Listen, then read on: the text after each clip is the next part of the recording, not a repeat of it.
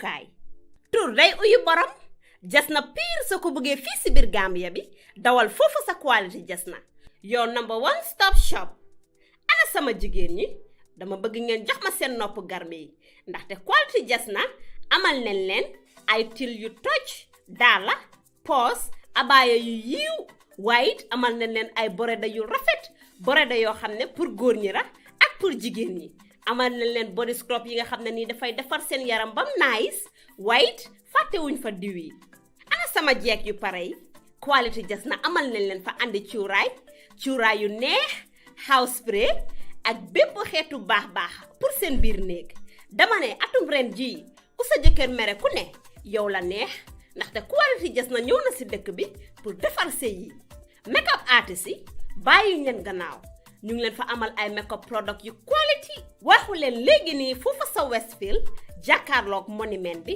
wala nga jokkoo quality Jasna si 250 01 24 ak quality Jasna taaral sa bopp taaral sa néeg waaye it dëggal sa alaaji aas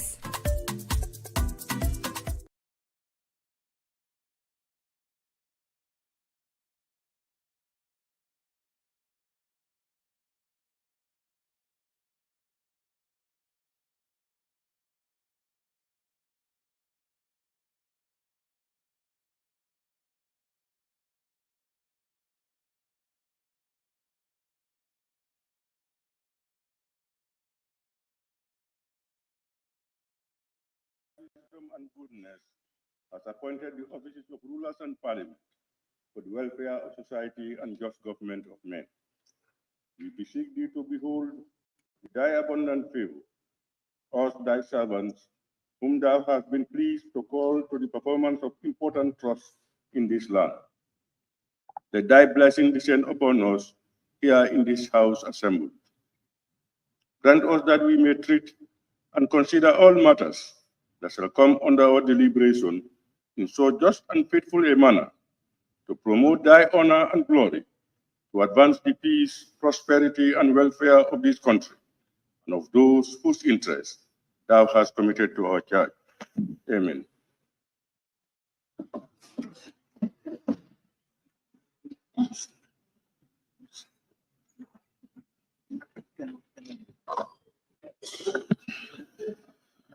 Communication from the chair.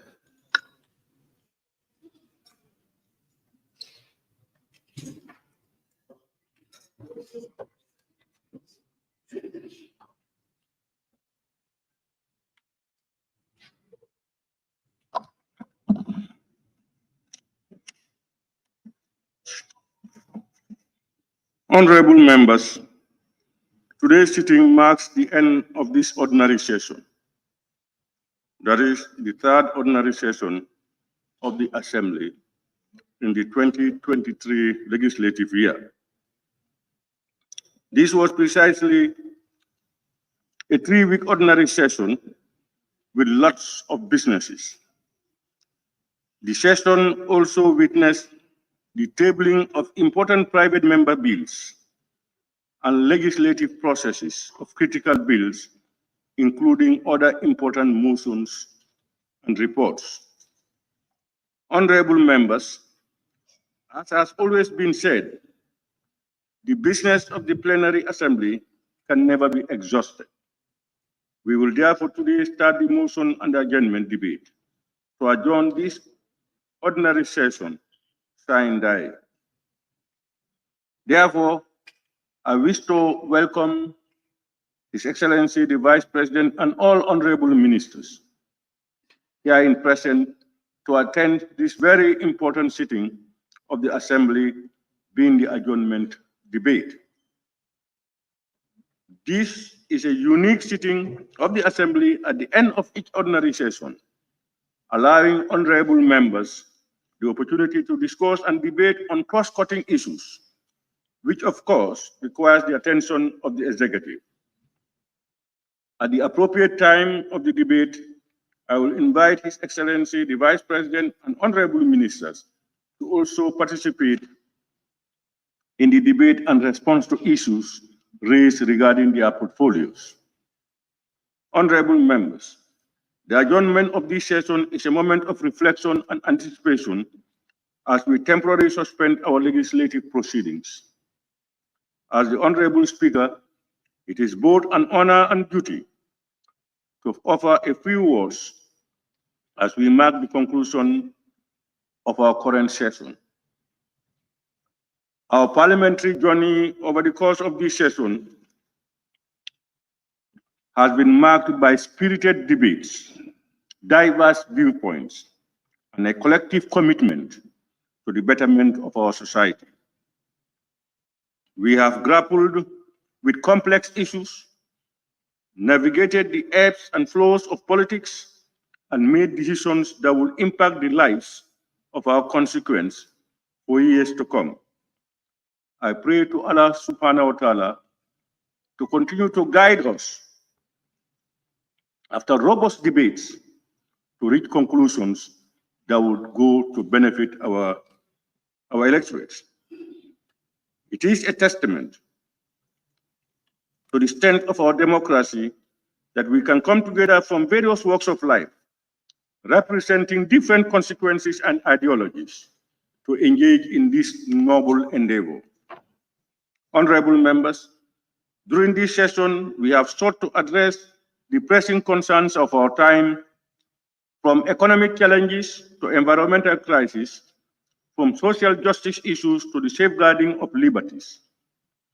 We have seen the power of the democratic process in action, where ideas are tested, refined, and sometimes transformed through the crucible of debate and deliberations. The work we do here in this hallowed chamber is not just a matter of policy and legislation. It is a reflection of our commitment to the people we serve. It is about improving their lives, enhancing their opportunities, and safeguarding their rights. It's about striving for a more just and equitable society. As we adjourn this session, let us take a moment to express our gratitude to the dedicated public servants of these institutions who have worked tirelessly behind the scenes to make our legislative process possible. Their dedication ensures that our democracy remains robust and functional. In the days and weeks to come, I encourage each of us to reflect on the work we have accomplished during this session and work that lies ahead. Let us continue to engage with our constituents, seek their feedback, and work collaboratively across party lines for the greater good of our nation. In closing, I want to express my appreciation for your commitment, passion, and dedication to service of your country. As we adjourn, let us carry forward the lessons learned, the bonds forged, and the spirit of cooperation that defines our democratic institution. Together, we can build a brighter future for all. Honorable members, we will sit to finish the adjournment debate today. The Office of the Clerk shall provide the necessary meals, that's dinner, if the circumstances demand. I thank you all. I now call on the clerk to proceed. Records of votes and proceedings of the National Assembly sitting of Wednesday, 20th September 2023. Honorable members, the record of votes and proceedings of Wednesday, of National Assembly sitting of Wednesday, 20th September 2023 is before us for correction and approval. Can any honorable member please move a motion for the said record of votes and proceedings?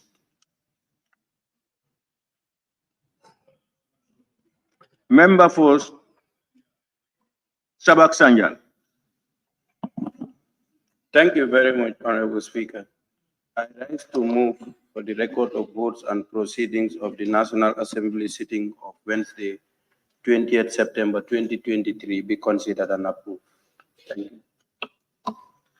Thank you very much. Any seconder, honorable members? Honorable nominated member Maimouna Sise. Thank you, Honorable Speaker. Rise the second motion. Honorable members, it has been moved and seconded that the record of votes and proceedings of the National Assembly sitting of Wednesday, 28 September 2023 be considered and approved. Honorable members, I think we all have copies of the shared record of votes and proceedings. As usual, we will look through it page by page, beginning with page 1. Any honorable member who has any observations may do so. We're starting with page 1.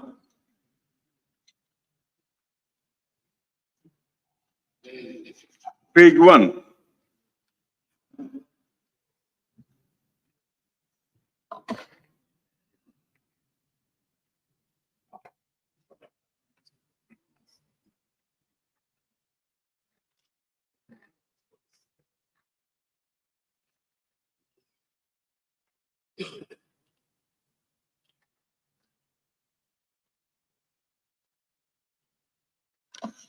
We now move to page 2.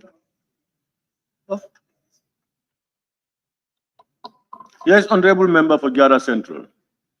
Thank you, Madam Speaker. I thought that you have seen my tag. Page 1, item number 3, questions for oral answers, standing orders. The order should have S, 36 and 41. Noted. Thank you. Honorable members, item number 3 on page 1, the standing order in brackets, the order to take an S. Any more on page 1?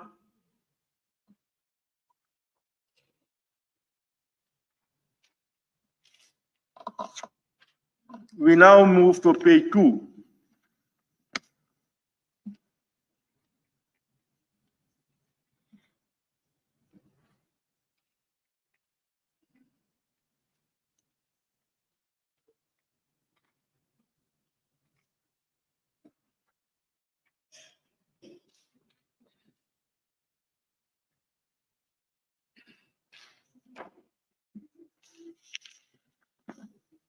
We now move to page 3, honorable members. Honorable member for Woodley East. Thank you, Honorable Speaker. Honorable Speaker, as per the correction made yesterday by the Honorable Member for Jara Central, under the names, the first names, after 51, you have the following members. He was insisting that you put the Honorable there. All right, thank you.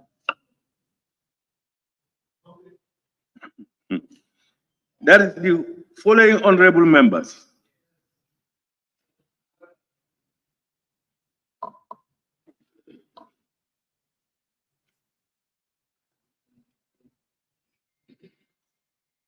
Honorable member for Talinding.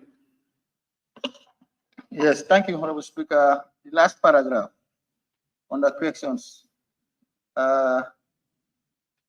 Question number 253, 2023, Honorable Member for Opanyomi asked, answered, and generated no supplementary question, which were asked. I think no supplementary questions were asked. If there's none, so it should be, which should be removed. No supplementary question was asked. Are we together? With you. Yes.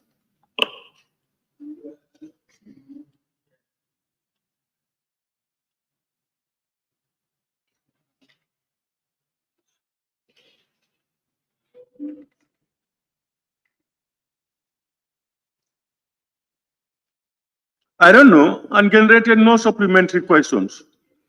That in itself means no questions were.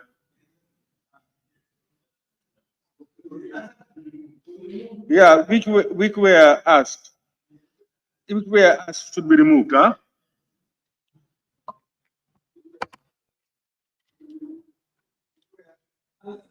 Which were answered, yeah. Thank you very much.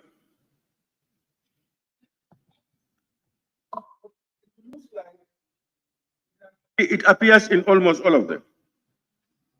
Am I right? The one before number 1 has answered. No, this one generated supplementary questions. Yeah, okay, yes, but it has appeared somewhere else, Honorable Speaker. So, honorable members, the corrections are noted. We now move to page 4. Pardon? Page 4.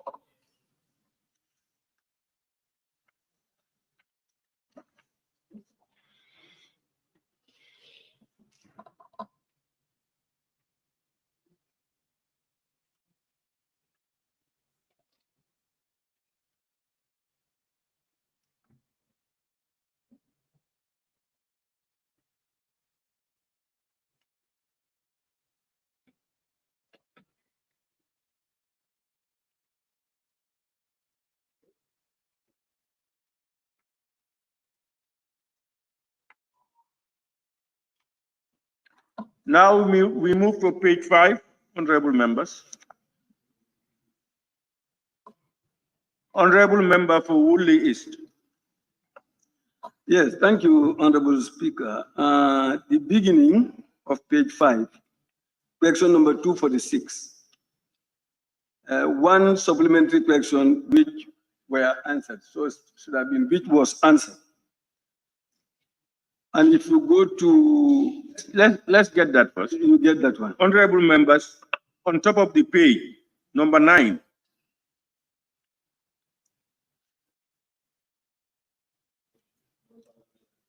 And said, and generated one supplementary question, 1. And therefore, you cannot use where, which was answered. The where should be was.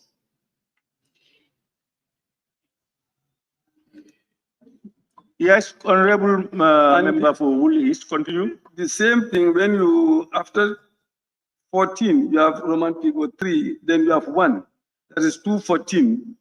The same situation there. One generated one supplementary question, which was answered, should be. Those are the 2 places.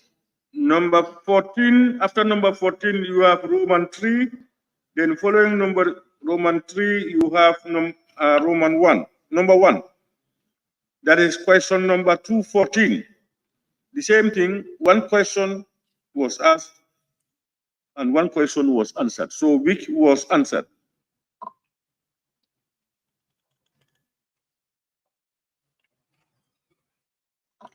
Any more on page 5?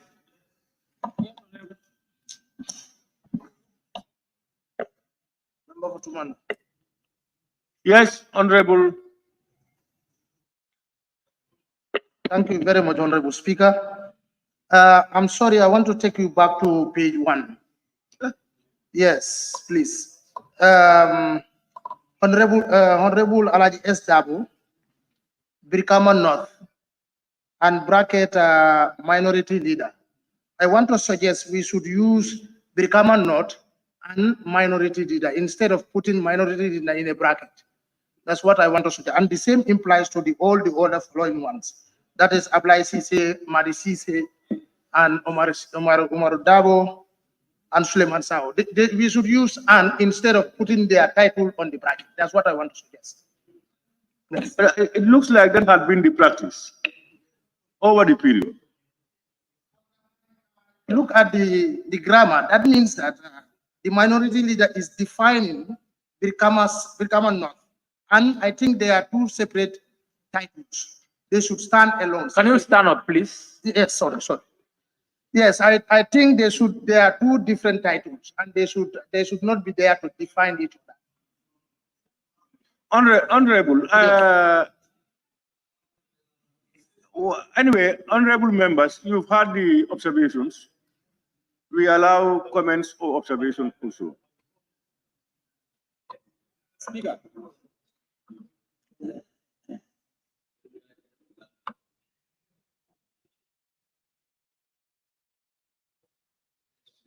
Speaker. My legal advice is, they are telling me we are here because of our consequences. It is out of that we acquired our various positions. So it is as good as minority Alaji S. Dabo, Bikaman North, and then minority leader in bracket. It means he's the minority leader. All right, but you know, it's your record of votes and proceedings. So what do you want? We leave it as it is. Is that what I'm hearing? Okay. Okay then. That's fine.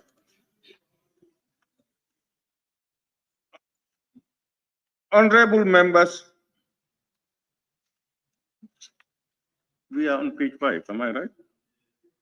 We now move to page 6. Pardon? Page 5, yes, maybe here.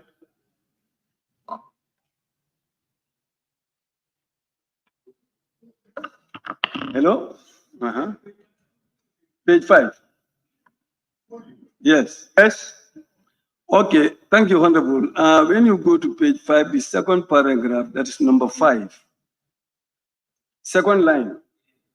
Member for Nyanija and generated, there is a dash between. Are we on the same page?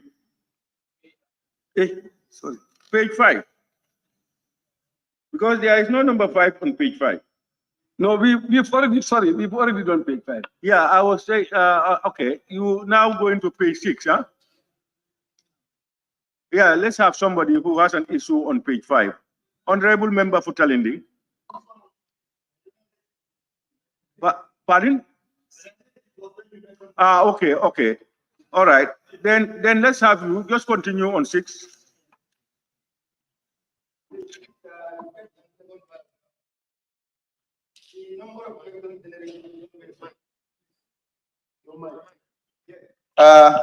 The second paragraph. Which number? Number 5, the second paragraph, question 218, yes. The number of supplementary questions generated is not mentioned. And again in number 6.2.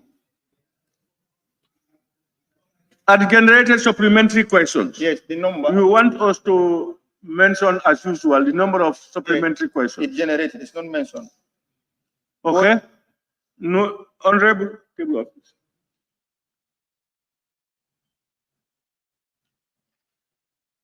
And then where again, Honorable? Again, under the Roman figure, the first number 2, the same issue appeared again, which were answered should be removed. Number 2. Yeah. And generated no supplementary questions. Yes. Which were answered, yeah. Yes. So number 2, on page 6, question number 255. The last words which were answered should be removed.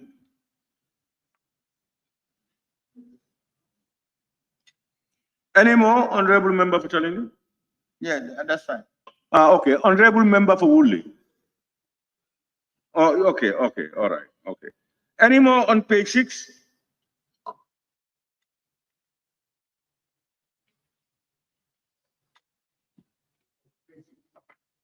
Honorable Member for Talindi? Okay.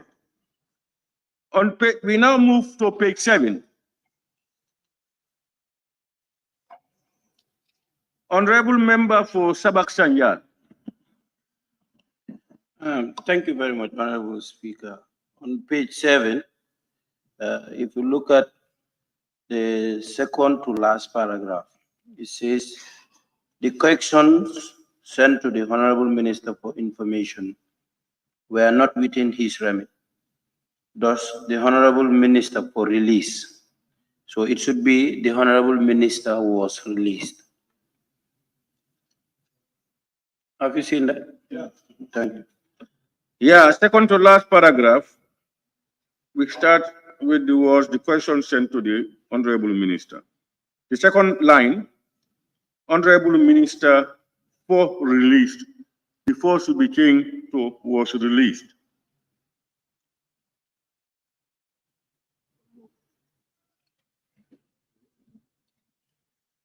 Any more on page 7? Yes, on who is saying yes? Nyamina West. Nyamina West. Okay, on this same line, if you continue where it states, and the question would be redirected. Instead of question, add S. To have questions, it was more than one. Thank you very much. As you continue, was released and the questions, not question. Thank you very much. Any more on page 7? Who list? Yes, thank you. Immediately before that paragraph, on the 9, the Honorable Minister for Trade, Industry, Regional Integration and Employment was not in town. Was not in the chambers, we know. We confirm that he was not in town. We know that he was not in the chambers, but to say that he was not in town, is that confirmed?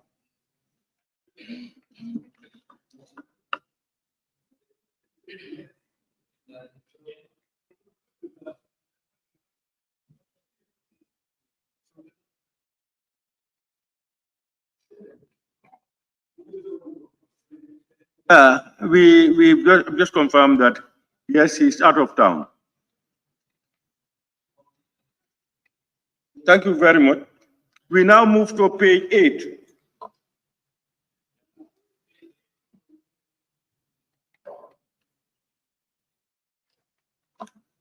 Ponyi Bondali. Thank you, Honorable Speaker. On page 8, motion without notice, 53. With the permission of the Honorable Speaker, Honorable C.D. Njai move a motion for reconsideration stage of the interpretation of the words undue advantage on clause 2 of the Anti-Corruption Bill 2023 before third reading. Honorable Biram J. Eso, member for Nyamina West, seconded the motion. Question put and accordingly agreed to. The ayes 16 votes and 14 votes should be the noes.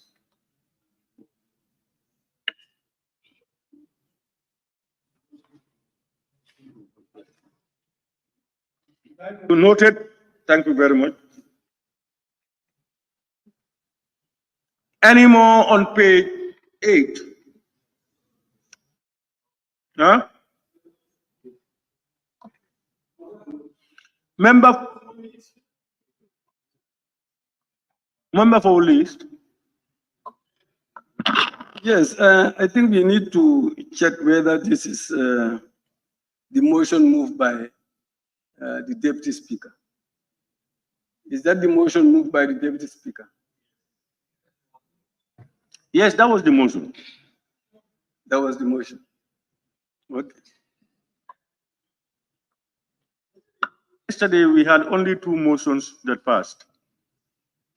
The minority and the Deputy Speaker. The Deputy Speaker was talking about clause 68. And wherever the word undue advantage comes in. He was talking about the interpretation, yes, and wherever that word undue advantage appears. Yes, so that should be captured. Yes. Yes, but it's I've got his direct wordings written down, and it's with us.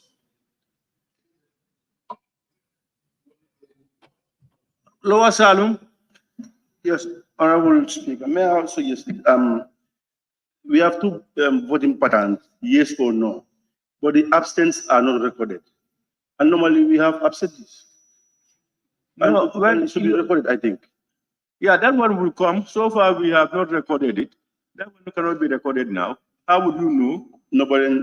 You can make a proposal at the end of everything to talk about how we go about with recording. Then I propose that any moment. No, when we finish the minutes. Okay, thank you. Honorable members, we now move to page 9. Honorable member for Sabak Sanyal. Thank you very much, Honorable Speaker. On page 9, the first Paragraph. With the permission of the Honorable Speaker, Honorable Lamin Sise, Member Kiang West moved a motion to introduce a new clause. Deleted clause is not spelled correctly there. In bracket. Deleted clause should not be deleted clause. C-L-A-U-S-E. The L should be there. Yes, go ahead. That is it. That was the only one. Okay, thank you very much. Any other observations or comments on member for who list? Yes, thank you. I think even before Honorable Suleiman Sao, it was the minority leader that moved a motion. And that motion is not captured. Where? Where is it captured? Well, I have a different page. Honorable, do you have anything on this particular page? Do you have anything more on this particular page? No. Now you are now talking about an omission, probably. Now he's asking whether the minority, is it here?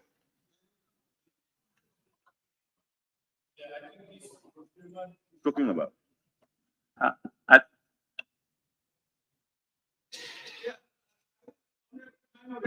Sorry, honorable member for Woolies. Which one is it about minority or Suleiman? Which one are you talking about? Which is not captured? The minority, I think, is captured. It's captured. And even Honorable Suleiman's is captured. All are captured. Now, the honorable member for Lower Salle, you were saying something. Yes, I want to propose the way the voting pattern is recorded to also consider the abstentions, because if you check on our Dex mic, we have 3 patterns of voting: no, yes, and abstentions. So those ones are absent to be recorded. Yes. No, I thought you are talking about abstains. Abstain. No, the way I pronounce it, abstain. For voting, yes. Honorable, those who are not around, you don't consider them. We are talking about those saying yes, no, and those who are abstaining. Am I right? Yes. That's the tongue of the,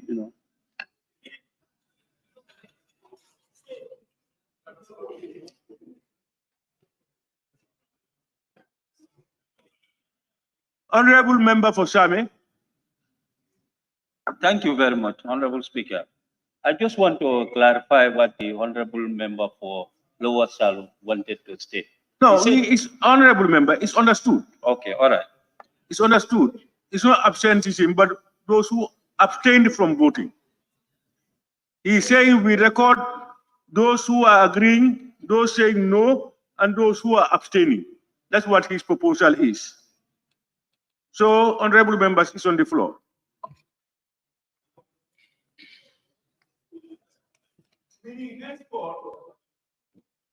Henceforth, when they are making records of votes and proceedings, and when we are doing or counting or voting, we should record the yes, the no's, and those abstaining also. Are you in agreement or you are not in agreement?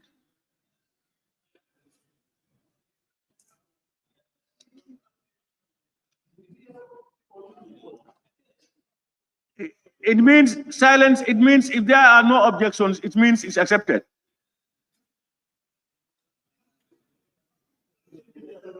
Banjul North. Yes, Honorable Speaker. I just wanted to second the motion of the member for Lower Salle. That is accepted. He has not moved a motion. He has made a suggestion. If you want it to be in the motion form, we can ask him to. This is just record. This is just including in our voting systems. You have it. He's just asking that we include it. Honorable, can you put it in the form of a motion? No, but I think already the unanimous agree now. It doesn't need for motion.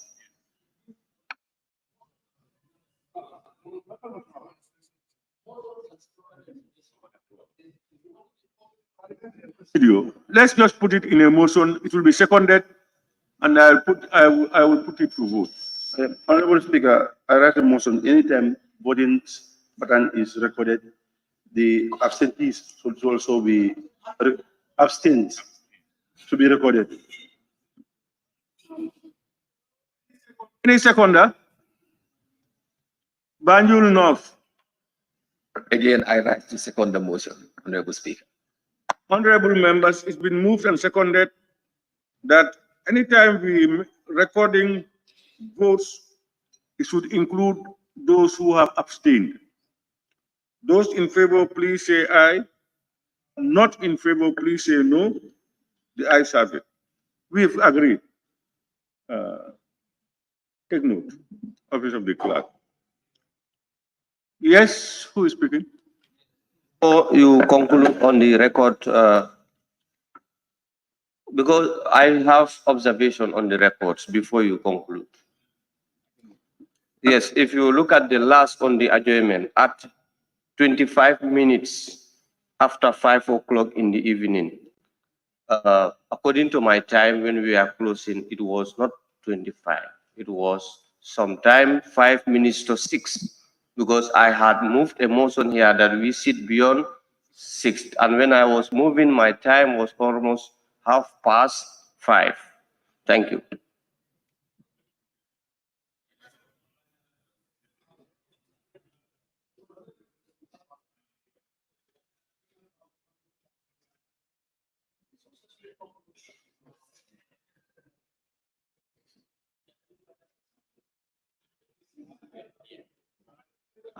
Honorable member, do you know the time we actually closed?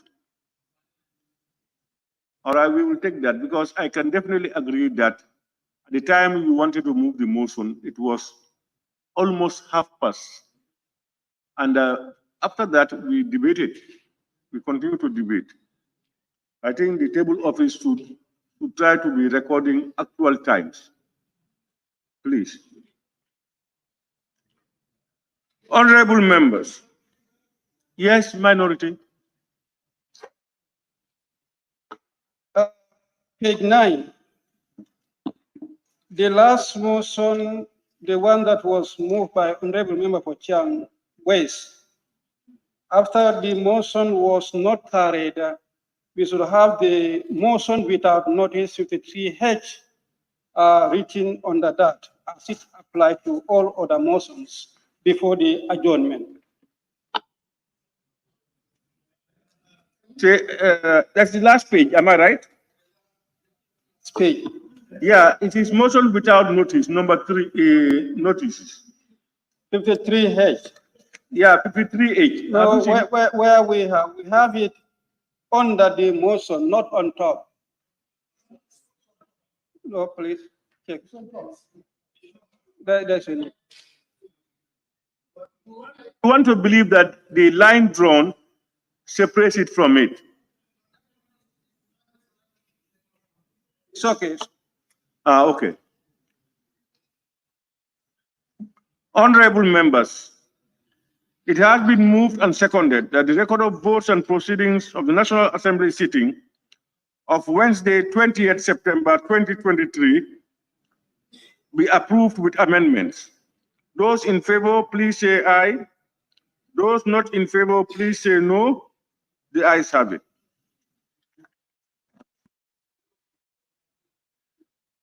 Motion. No, not yet. Another one.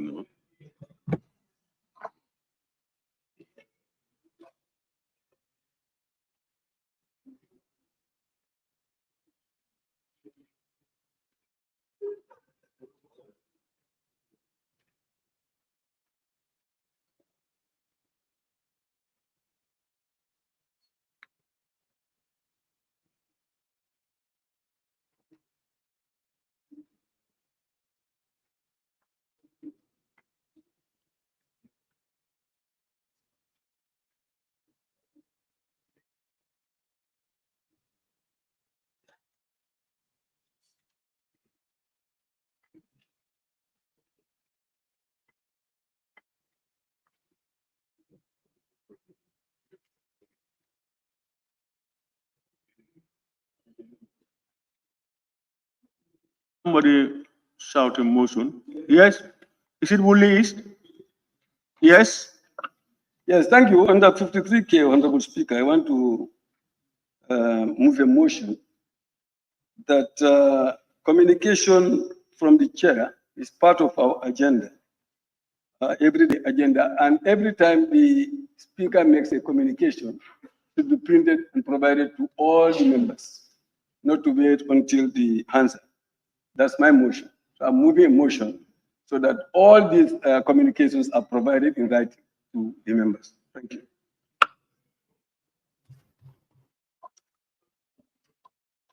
He is moving a motion that communication from the speaker be distributed to members. Any seconder? Nyanija, honorable member for Nyanija. Seconded, motion seconded.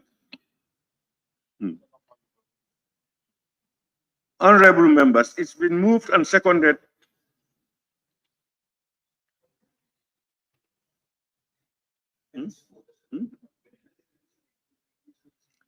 Yeah.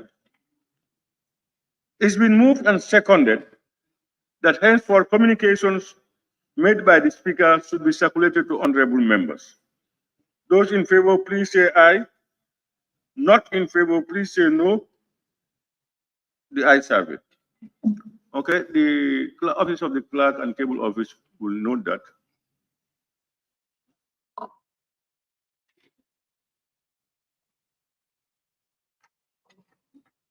Proceed.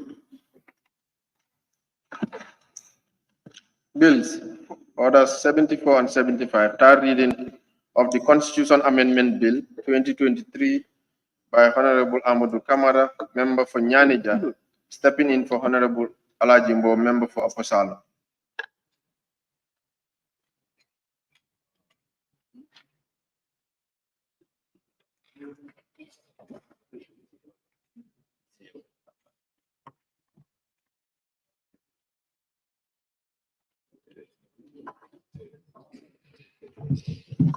Honorable members, you will recall that the consideration stage of the Constitution Amendment Bill 2023 was concluded on Monday, 18 September 2023. Accordingly, today is appointed for the third reading in accordance with Order 75. I will now invite Honorable Amadou Kamara, member for Nyanija, stepping in for Honorable Alajimbo, member for Upper Salum, to move a motion for the third reading of the bill entitled Constitution Amendment Bill 2023. Honorable member, please. Thank you very much, Honorable Speaker. I rise to move that the bill entitled Constitution Amendment Bill 2023 be read a third time and passed. Thank you. Any seconder? Honorable member for Ol Yundum. Thank you, Honorable Speaker. I rise to second the motion. Thank you very much. Honorable members, it has been moved and seconded that the bill entitled Constitution Amendment Bill 2023, having gone through the consideration stage with amendments, be read a third time and passed. Those in favor, please say aye. Those not in favor, please say no. The ayes have it. Clerk, you can read the short title of the bill. Constitution Amendment Bill 2023.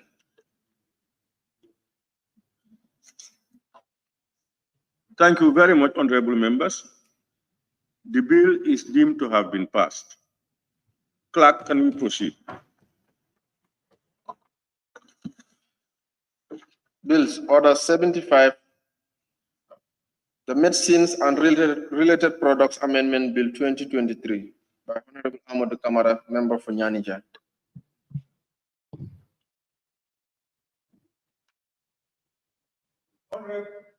Honorable members, you will recall that the consideration stage of the Medicines and Related Products Amendment Bill 2023 was concluded on Monday, 18 September 2023. Accordingly, today is appointed for the third reading in accordance with Order 75. I therefore now invite Honorable Amadou Kamara, member for Nyanija, to move a motion for the third reading of the bill entitled Medicines and Related Products Amendment Bill 2023. Honorable member. Motion. Thank you very much, Honorable Speaker. Motion. I rise to move that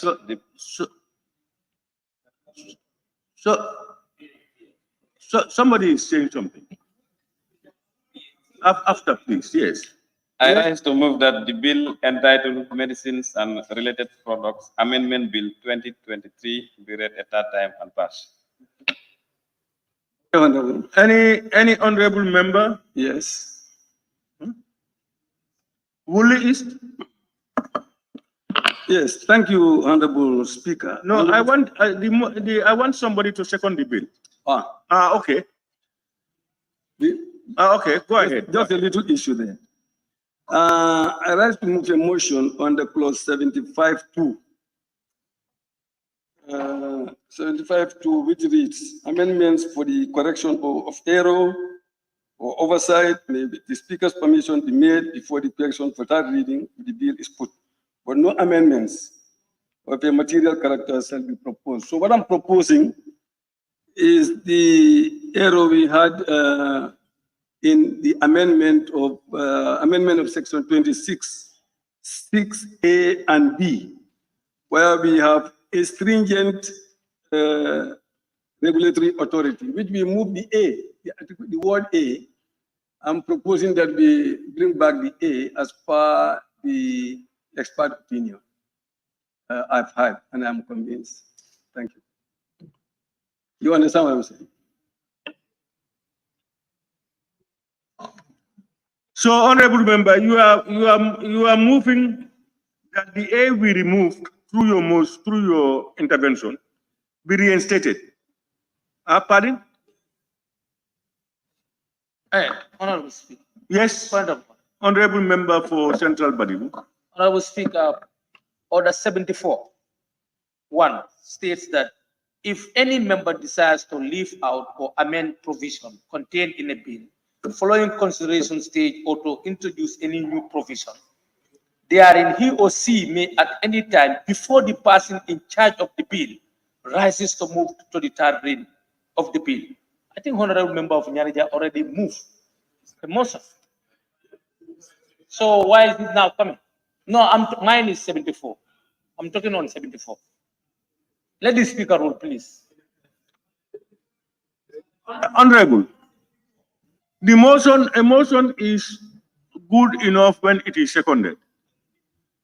So if this is something, it's just as per the clauses referred to by the honorable mover of this thing. This is not substantive. It's not introduction of a new clause. So can we have somebody to second what the honorable member for Woolley is said? Banjul North. Honorable Speaker, I rise to second the motion. It has been moved and seconded that with reference to amendment to the Medicines and Related Products Amendment Bill 2023, Section 3,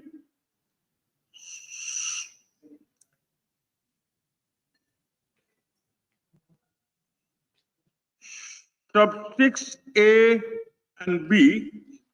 A, we should read, shall list the countries it considers to have stringent regulatory authority, should have A should be reintroduced, a stringent regulatory authority, and the same for B, to have a stringent regulatory authority from time to time. Those in favor, please say aye. Those not in favor, please say no. The ayes have it.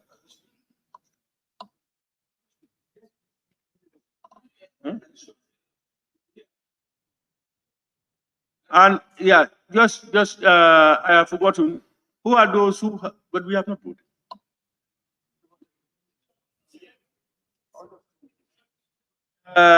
Honorable Member Fulatikunda. Sometimes we let ourselves so confused easily. I always told Honorable Ture, when we deal with law, this is not the newspaper edition.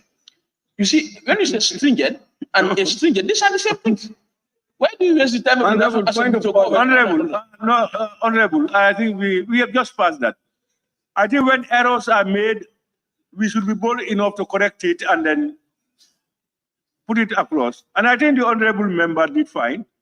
He moved it, and then he's now saying that he has accepted that it should be part of it. I don't think it was ill intention.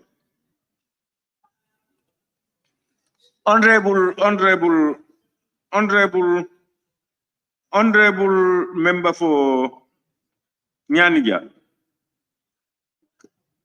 Can you now move the motion for the third reading? Thank you very much, Honorable Speaker. I again rise to move the motion that the Medicines and Related Product Amendment Bill 2023 be read a third time and passed. Lower Salum, seconder. Seconded. What?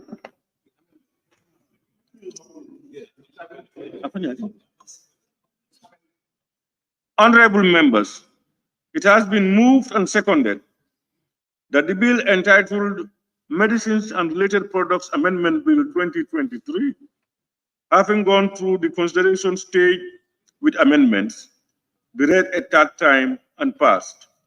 Those in favor, please say aye. Those not in favor, please say no. The ayes have it. Can you read the short title?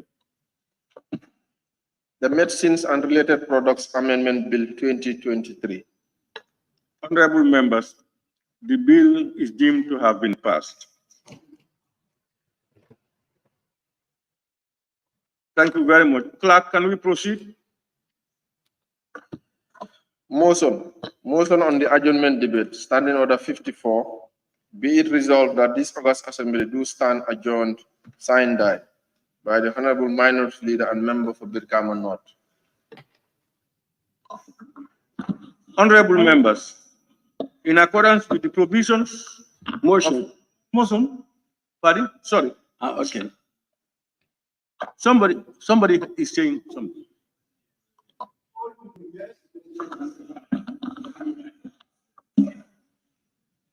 Yes, Honorable Speaker, I rest on 53K. I am rising on clause 53K for the Assembly to extend the committee stage of the intellectual property bill for the Committee on Youth and Sports.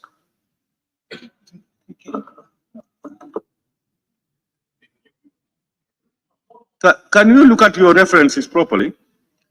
Is it not 53R and 64-4? You want to extend the committee stage of the bills? Yes, 53R, Honorable Speaker. Sorry about it. All right. Honorable members, I think also committee chairpersons should endeavor to make sure that they work hard on these bills at committee levels, so that there may not be extension, there may not be need for extension. If there are loopholes, we send it back to the executive. Any seconder to the motion? Honorable Member Fusandu. I rise to second the motion. Thank you.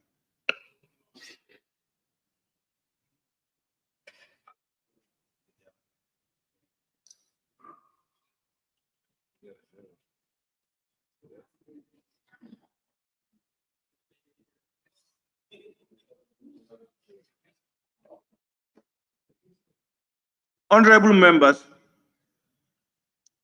invoking orders 53R and 66-4, it's been moved that intellectual properties bill the committee stage to extend beyond to next session. Those in favor, please say aye. Those not in favor, please say no. The ayes have it.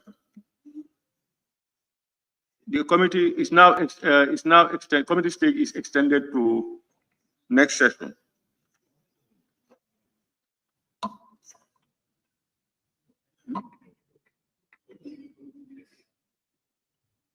Honorable Member for Serekunda. Honorable Speaker, I also write on the same clauses 53R to extend the committee stage of the bills before the Human Rights Committee. The criminal procedure bill, the offenses, legal practitioners, criminal procedure bill, and the offenses bill. Criminal procedures bill. Yes, and the criminal offenses bill. Procedures bill. And then offenses bill. Criminal offenses bill. And the legal practitioners, legal practitioners bill, amendment bill before the legal committee of amendment bill. Human Rights and Constitutional Matters. Practitioners amendment.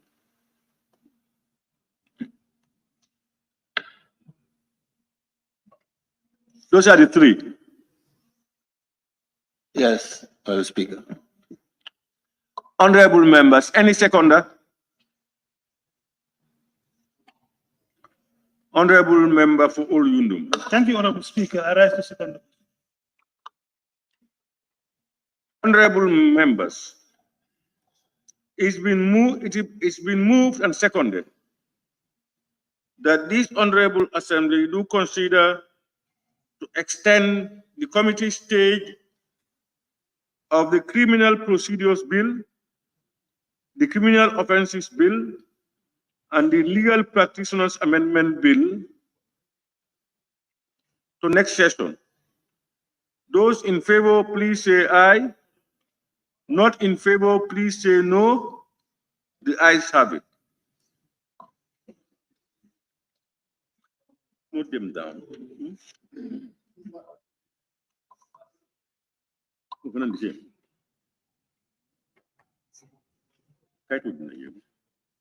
Yes, honorable member for Latrikunda Sabiti. Yeah, thank you very much. I also stand on the same order to ask for a extension on the bill before project monitoring and implementation. That is a public facilities bill. Bill? Huh? Public facilities bill. Public facilities? Yes, bill. That is before the project monitoring and implementation committee. Public facilities bill? Yeah. That's all? Yeah, that's all. That's the only bill. Now move the motion now. I move the motion to grant permission from the plenary to extend the committee stage for public facilities bill before project monitoring and implementation committee. Second, honorable members. Honorable member for Sami. Thank you. I rise to second the motion. Honorable members, it has been moved and seconded that this assembly do consider to extend the committee stage of the public facilities bill to the next session. Those in favor, please say aye. Those not in favor, please say no. The ayes have it.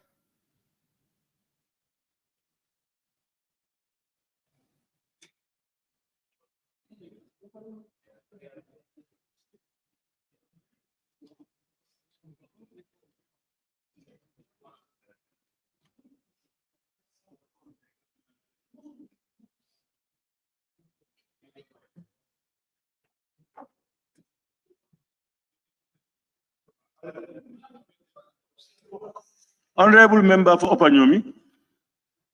Thank you very much, Honorable Speaker. I rise on the order 53R to move a motion that we extend the committee stage of the animal health bills on the Joint Committee of Agriculture and Health. Thank you. What is the name of the bill? Animal health bill. Health bill.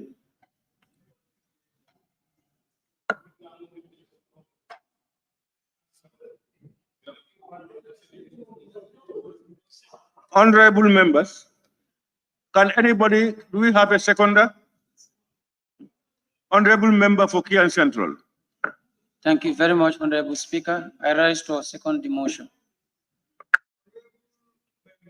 Honorable members, it has been moved and seconded that this Honorable Assembly do consider to extend the committee stage of the Animal Health Bill to the next session. Those in favor, please say aye. Those not in favor, please say no. The ayes have it.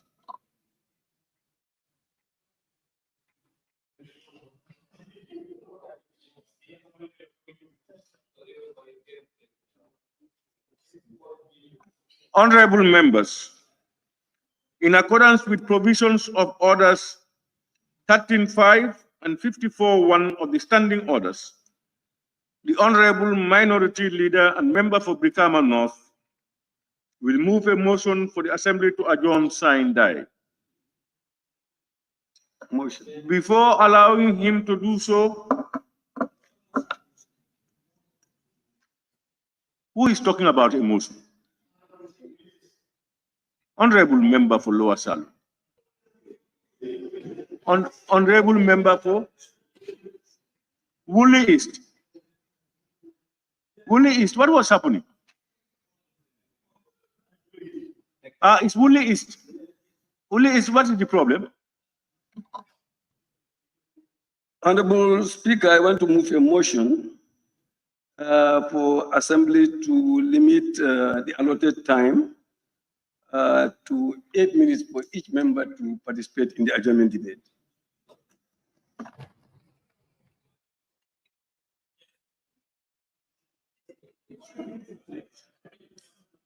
Honorable members, whatever it takes, we are going to finish today. Whether we regulate ourselves or we don't, we will sit to finish. Yes. And those that used to speak and then go away, they will be the last to speak today. I have noted them down.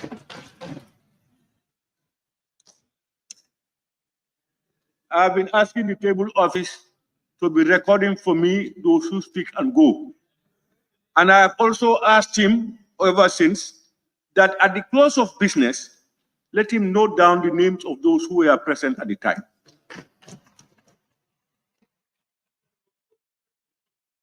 That is for our records.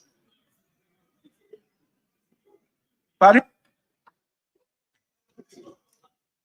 No, members also have a free will to come in and go out. They can even absent themselves. That's their right. You cannot manipulate with that. But they are also, the people that they represent should also know that members are sitting to finish, or they are not coming, or they are doing something else. We owe that also to our people. So it is been moved that we sit, the time be limited to 8 minutes. Any seconder? Banjul Central. Honorable Speaker, I rise to second the motion. Honorable members, it's been moved and seconded that each member be allotted not more than 8 minutes during the adjournment debate.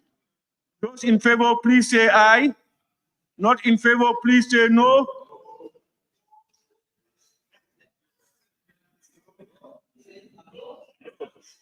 The ayes have it. Honorable Speaker. Division, please.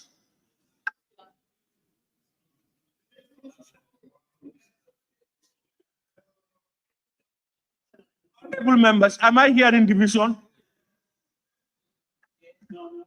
Yes, please. Who is saying division? Fonyi Jarol. Huh? Fonyi Jarol. Yes. to speak today.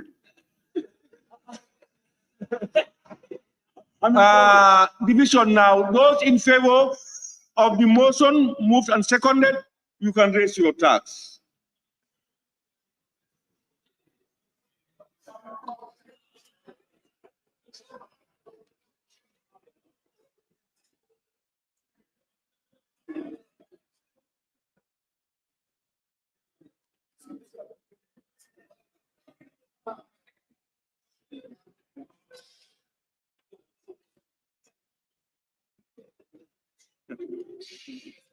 Those not in favor of the motion, raise your tax.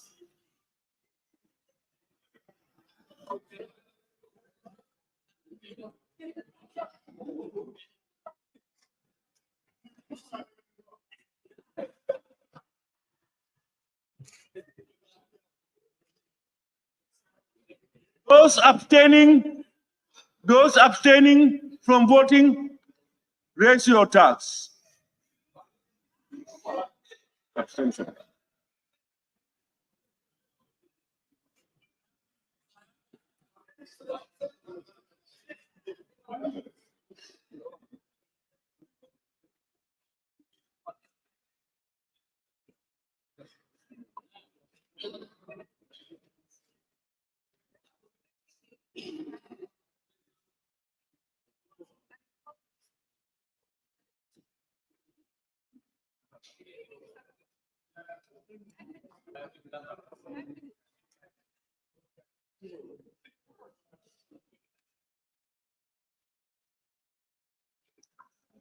Honorable members, I think we will also try to improve with the office of the clerk. So when we vote, people know what each and every member voted for or against or abstained. Because people come here to ask, oh, this thing, which members did voted yes or no? And we don't have records. We only have numbers. So we will try to improve on that so that, especially on important issues, we record them. Honorable members, those who agreed with the motion, 31. Those against the motion, no, 8. Abstention, 4. So the ayes have it.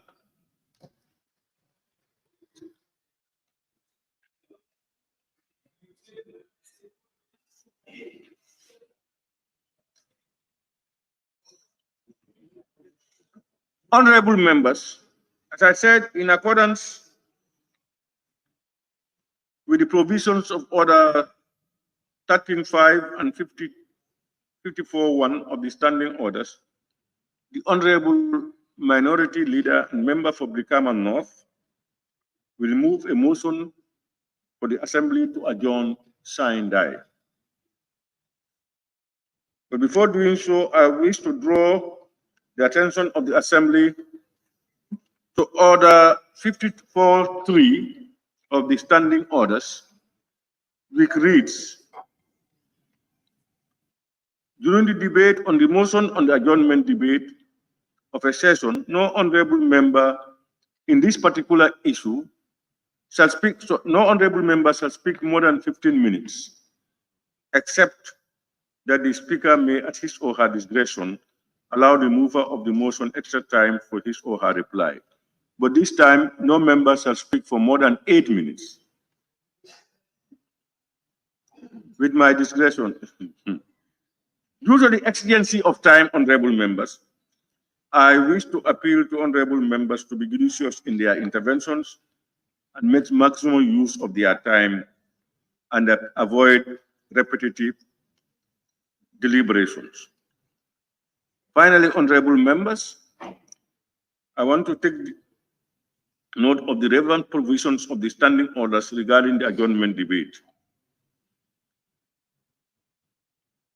May I now invite the honorable member for Brikama North and Minority Leader to move the motion for this assembly to adjourn sine die. What? He said, Please raise your hand. Thank you very much. Honorable Speaker, I rise to move a motion for the adjournment of the Assembly, and I, pursuant to sections 98(1) B of the 1997 Constitution, and in accordance with orders 13(5) and 54(1) of the Standing Orders 2019 as revised. Honorable Speaker, aware that this August Assembly began sitting during the third ordinary session from the period 4 to 22nd September 2023, and further aware that the second ordinary session was scheduled by the Assembly Business Committee to complete business today, and further appreciating that this August Assembly during this session dealt with almost all the business scheduled in the agenda. And considering the global annual agenda of this August Assembly, and especially the statutory well-deserved annual recess for the honorable members, I invite the support for this timeous motion. Honorable Speaker, honorable members, throughout the deliberations of the Assembly during the third ordinary session, the Assembly considered and adopted records of votes and proceedings of the daily sitting as required by Order 35(2) of the Standing Orders. Honorable Speaker, considering Section 77(1) and 4 of the 1997 Constitution, Standing Order 24, and this Assembly's quest to ensure greater scrutiny and accountability towards the executive, we continued the courteous but thoughtful interaction with the executive, receiving His Excellency, the Vice President of the Republic, and honorable ministers who answered to oral questions and attended to other business related to respective portfolios. Honorable Speaker, in a similar disposition, the Assembly administered oral questions and answers sessions with honorable ministers as it concerns their respective portfolios, departments, and agencies, according to Standing Order 41. The following honorable ministers appear before this Assembly to answer orally to questions asked by honorable members, for which the honorable ministers were duly notified. 1. His Excellency the Vice President of the Republic.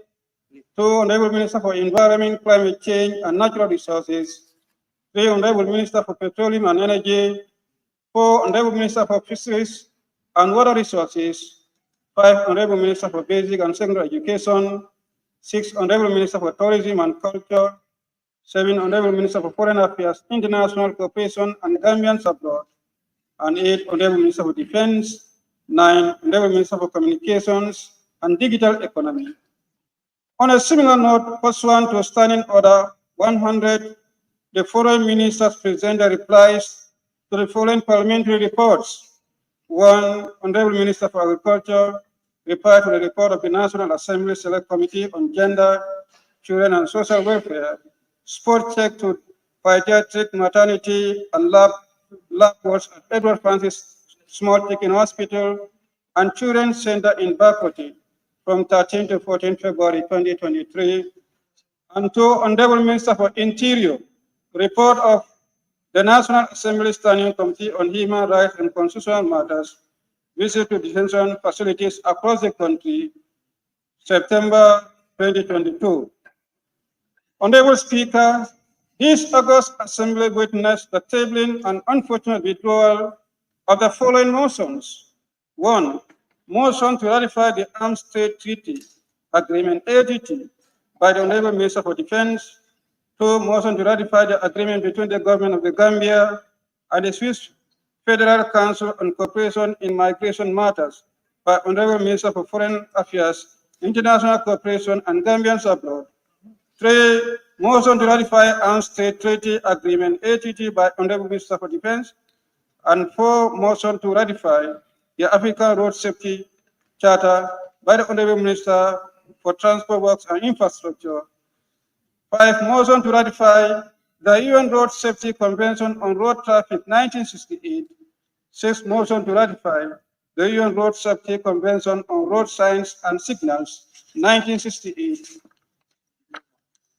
7. Motion to ratify the UN Road Safety Convention on European Agreement for International Carriage of Dangerous Goods by road 1957, all by Honorable Minister for Transport, Works and Infrastructure.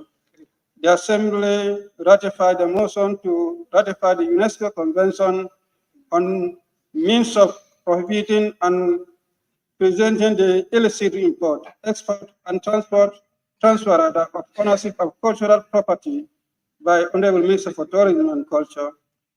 Honorable Speaker and honorable members, in terms of bills, this August Assembly considered the following bills during the session: the Judiciary Officer Remuneration and Order Entitlement Bill 2023 by the Honorable Attorney General and Minister for Justice, the Constitutional Amendment Bill 2023 by Honorable Alhaji Mbo, Member for Upper Salon, and the Medicines and Related Products Amendment Bill 2023 by Honorable Ahmad Kamara, Member for Nyanija, and finally Anti-Corruption Bill 2023 by Attorney General and Minister for Justice. Honorable Speaker, just recently, the two bills have been passed this morning: the Constitutional Amendment Bill 2023 by Honorable Alhaji Mbo and the Medicines and Related Products Amendment Bill 2023 by Honorable Ahmadu Kamara, members for Upper Salem and Nyanija, respectively. Honorable Speaker and honorable members, the following reports of the undermentioned parliamentary committees were considered and adopted.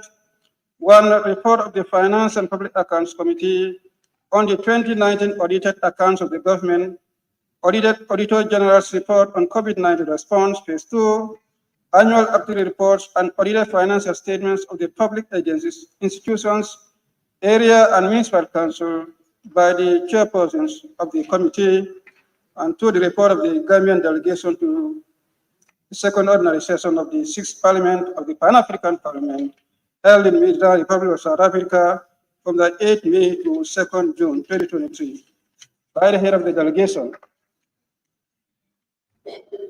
Honorable Speaker, on matters of the day, Honorable Speaker permitted and the Assembly considered the following matters of the day. 1, the swearing of the 3 pleas of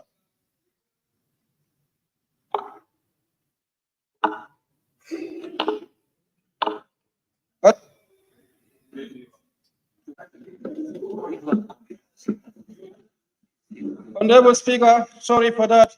Matters of the day, Honorable Speaker permitted the Assembly consider the following matters of the day. 1, the ban of female circumcision in the Gambia by Honorable Member for Central Badibu, and 2, sitting of the 3 police officers of the Gambia Police Force by the Majority Leader and Member for Kantora constituency. Finally, Honorable Speaker, today this August Assembly here to commence the motion to adjourn Sandai. I had the opportunity on the last adjournment debate to speak on the trust and confidence bestowed on this Assembly by the citizens with its corresponding expectations, and assure citizens that it is well within the notice of this August Assembly. Through this motion, I wish to reiterate this assurance to the fellow citizens. Therefore, once again, I would like to seize this opportunity on behalf of both halves of the Assembly to assure citizens of our beloved country of the unwavering commitment of this August Assembly to serve the supreme interest of the nation diligently. This Assembly takes special notice of the security situation of our country, especially the killing of the 2 police officers and then the wounding of 1. This is a matter of concern for all, and this Assembly is committed to joining the executive to resolve this issue and all matters of national concern. Honorable Speaker and honorable members, in order to help the executive in the effective administration of our beloved country.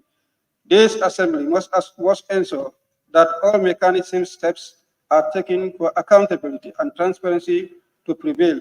I call on both sides of the assembly to further commit to this agenda. Collectively, we can overcome the economic security and other social challenges we face as a people and the nation, and I call on the executive to stay awake to the realities of the plight of the citizen in terms of the economy, social challenges, rising crimes, the unexplained deportation of our citizens from several European countries, the poor state of our sporting facility, deteriorating education and agriculture sector, and growing agitation and impatience of the citizenry for a meaningful and realistic security sector reform. Honorable Speaker, I thank fellow honorable members for their foresight and dedication to duty during this session. It has been a remarkable session full of participation from all members. Honorable Speaker, thank you for the manner in which you have continued to handle the affairs of this assembly competently and professionally. I pray that Allah, the Almighty, grants you the strength and wisdom to continue steering the affairs of this assembly. I equally extend the same appreciation to Deputy Speaker for competently deputizing for you severally during this session. Thank you. Honorable Speaker and honorable members, I also would like to thank the Clerk of the National Assembly, his deputies, and the entire staff of the National Assembly Service for all support and services rendered to honorable members during this session. And that would I thank you, honorable Speaker, and I beg to move.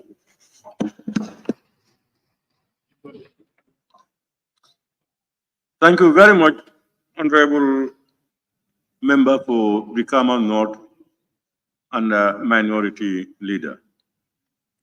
Any seconder? Yes. Sabasanja. Sabasanja. Pardon?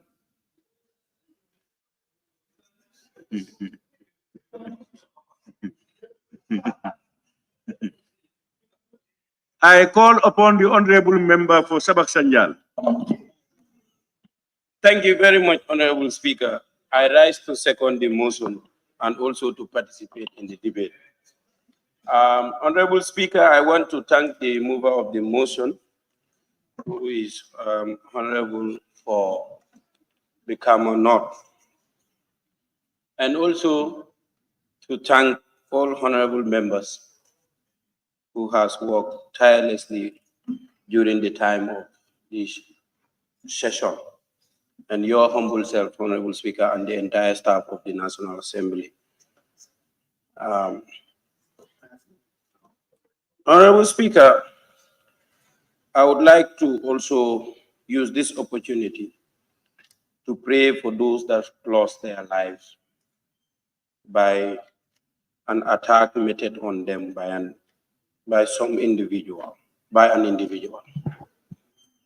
and to pray that Allah grant them Jannatul Firdaus. It has been also brought to my notice that the Honorable Minister of Agriculture is briefed that his brother also passed away. I pray that all those that lost their lives be granted Jannatul Firdaus. Honorable Speaker, I want to bring to the attention of the National Assembly that it is heart-touching in my constituency at the moment as we speak, that some of the students who are traveling from those villages going to Farafenni to attend secondary school, they're finding it very difficult at the moment. The reason is that considering the distance from Farafenni to Sabah Ward, as I always bring this to the notice of the National Assembly members and also to the chair of the Education Committee to take note that actually Sabah Ward is also part of the Gambia, and the people in Sabah Ward are really suffering at the moment. because we don't have any secondary school in that ward, Honorable Speaker. And this is definitely worrying. Honorable Speaker, Section 30 of the Constitution, if you may allow me to read, states, and I quote, that subsection B, secondary education, including technical and vocational education, shall be made generally available and accessible to all by every appropriate means, and in particular by the progressive introduction of free education. But Honorable Speaker, this has not been realized in the whole of that ward in Sabah. To the Minister of Energy, we realize that there is what you call the Rural Electrification Expansion Project. But we have seen that some of the villages in my constituency are not benefiting at the moment. It's like the cable is just running through, jumping from one village to the next, and not actually covering all the villages. So we want to put it to him that at least let them consider those villages that are not yet benefiting. To the Ministry of Agriculture, we thank them for reducing the fertilizer, because in Sabah Sanjal, we have most of us depend on farming, but also we are urging them to give us a better price for groundnut, because we are expecting a very heavy harvest this year. So we want them to give us a better price, inshallah.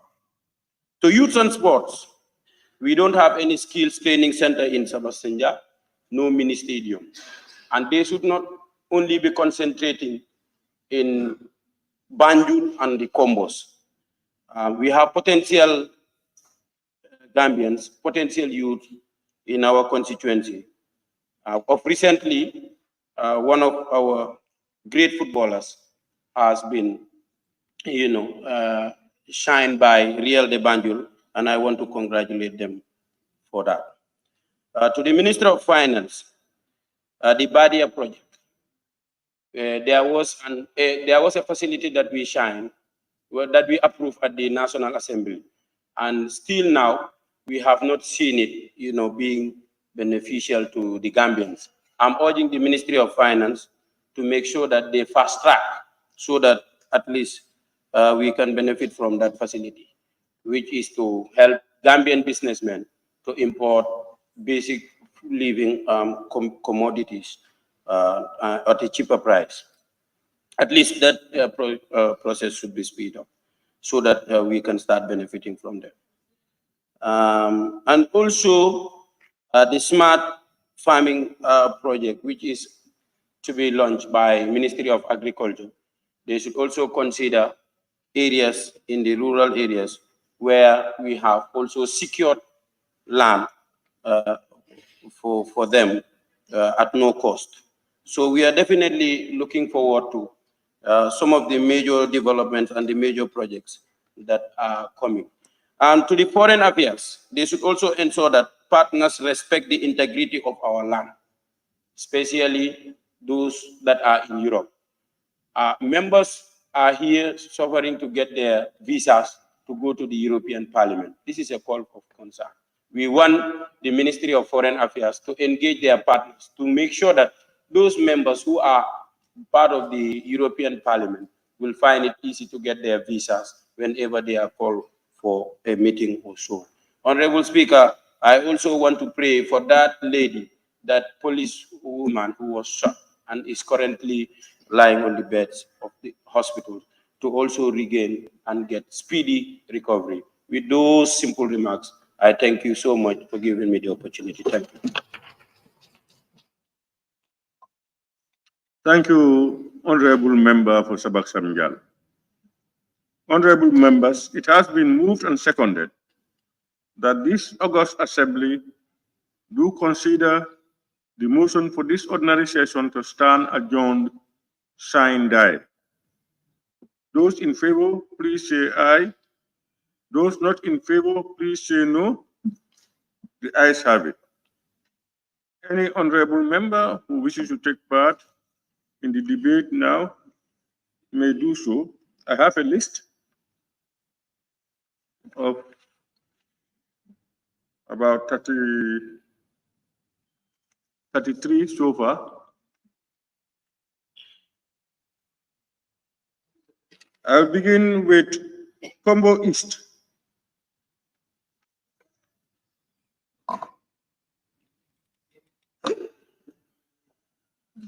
Thank you very much, Honorable Speaker, for giving me the floor. I must commend my colleague, honorable members, who has been successfully attending this third ordinary session, 2023. Honorable Speaker, I must...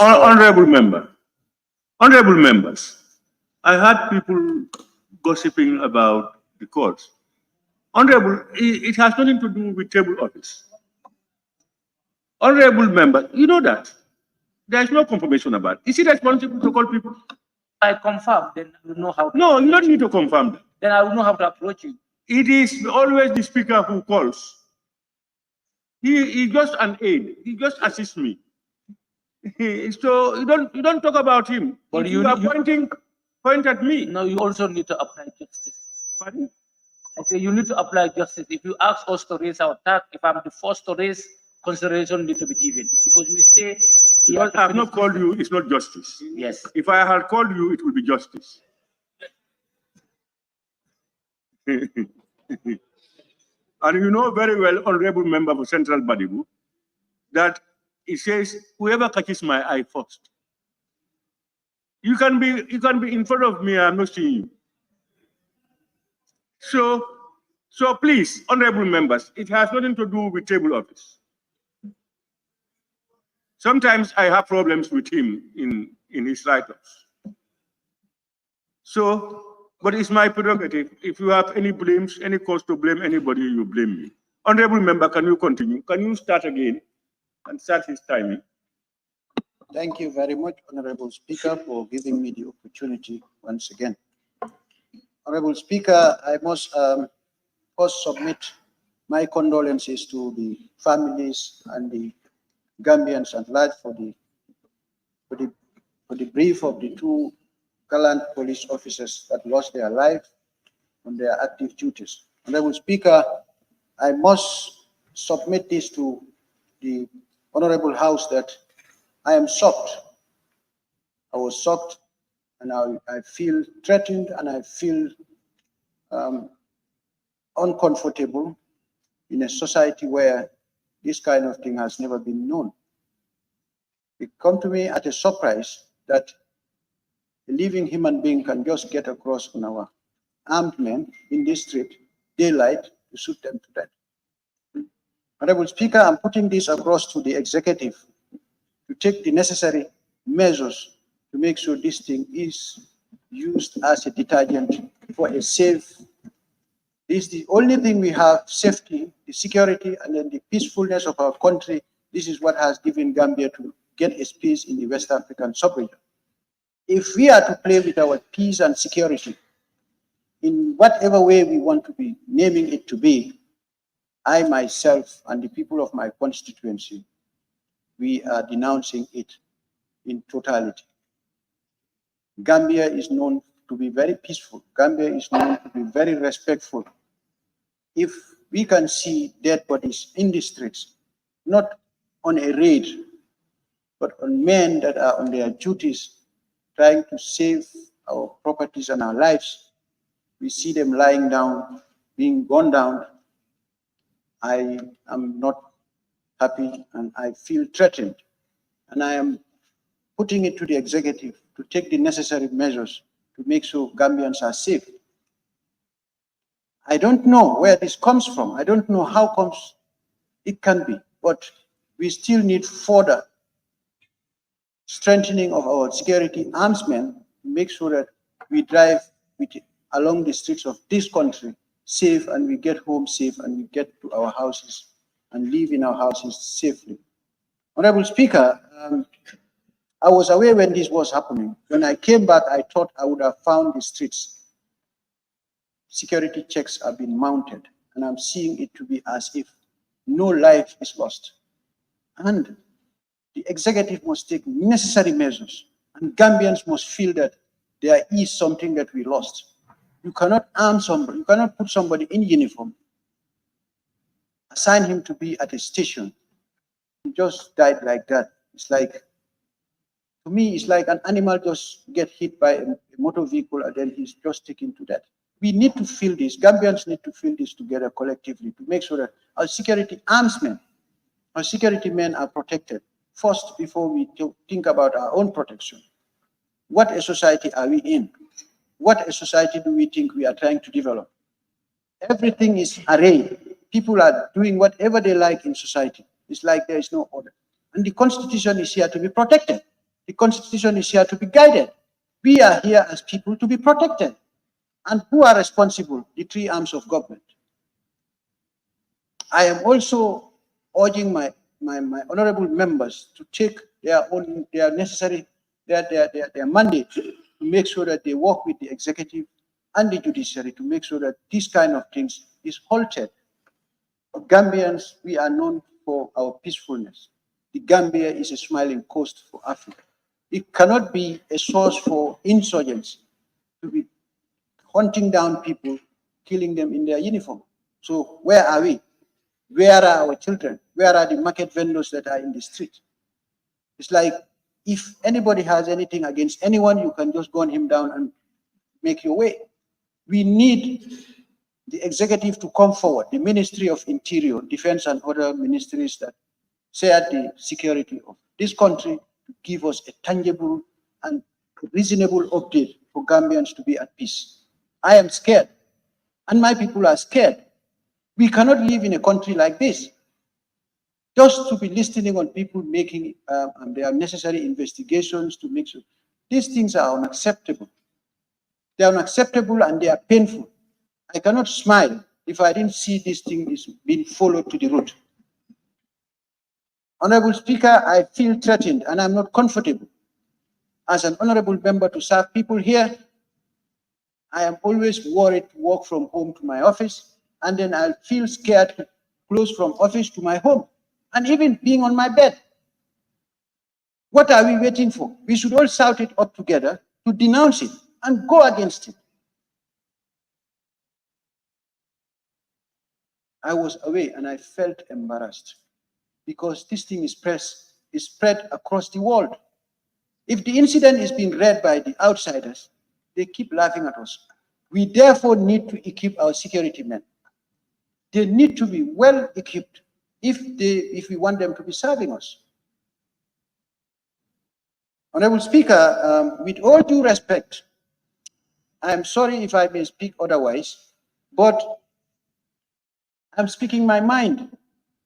This thing has moved me. It has taken me far away from where I used to be. And I feel threatened and I'm not comfortable. Let the ministries of Interior and Defense work diligently to make sure that the lives and properties of Gambians are being protected. Without that, we don't have a country. On that note, Honorable Speaker, I beg to take my seat. Thank you. Thank you very much, Honorable Member for Kombo East. I now invite the Honorable Member for Nyamina Dankunku.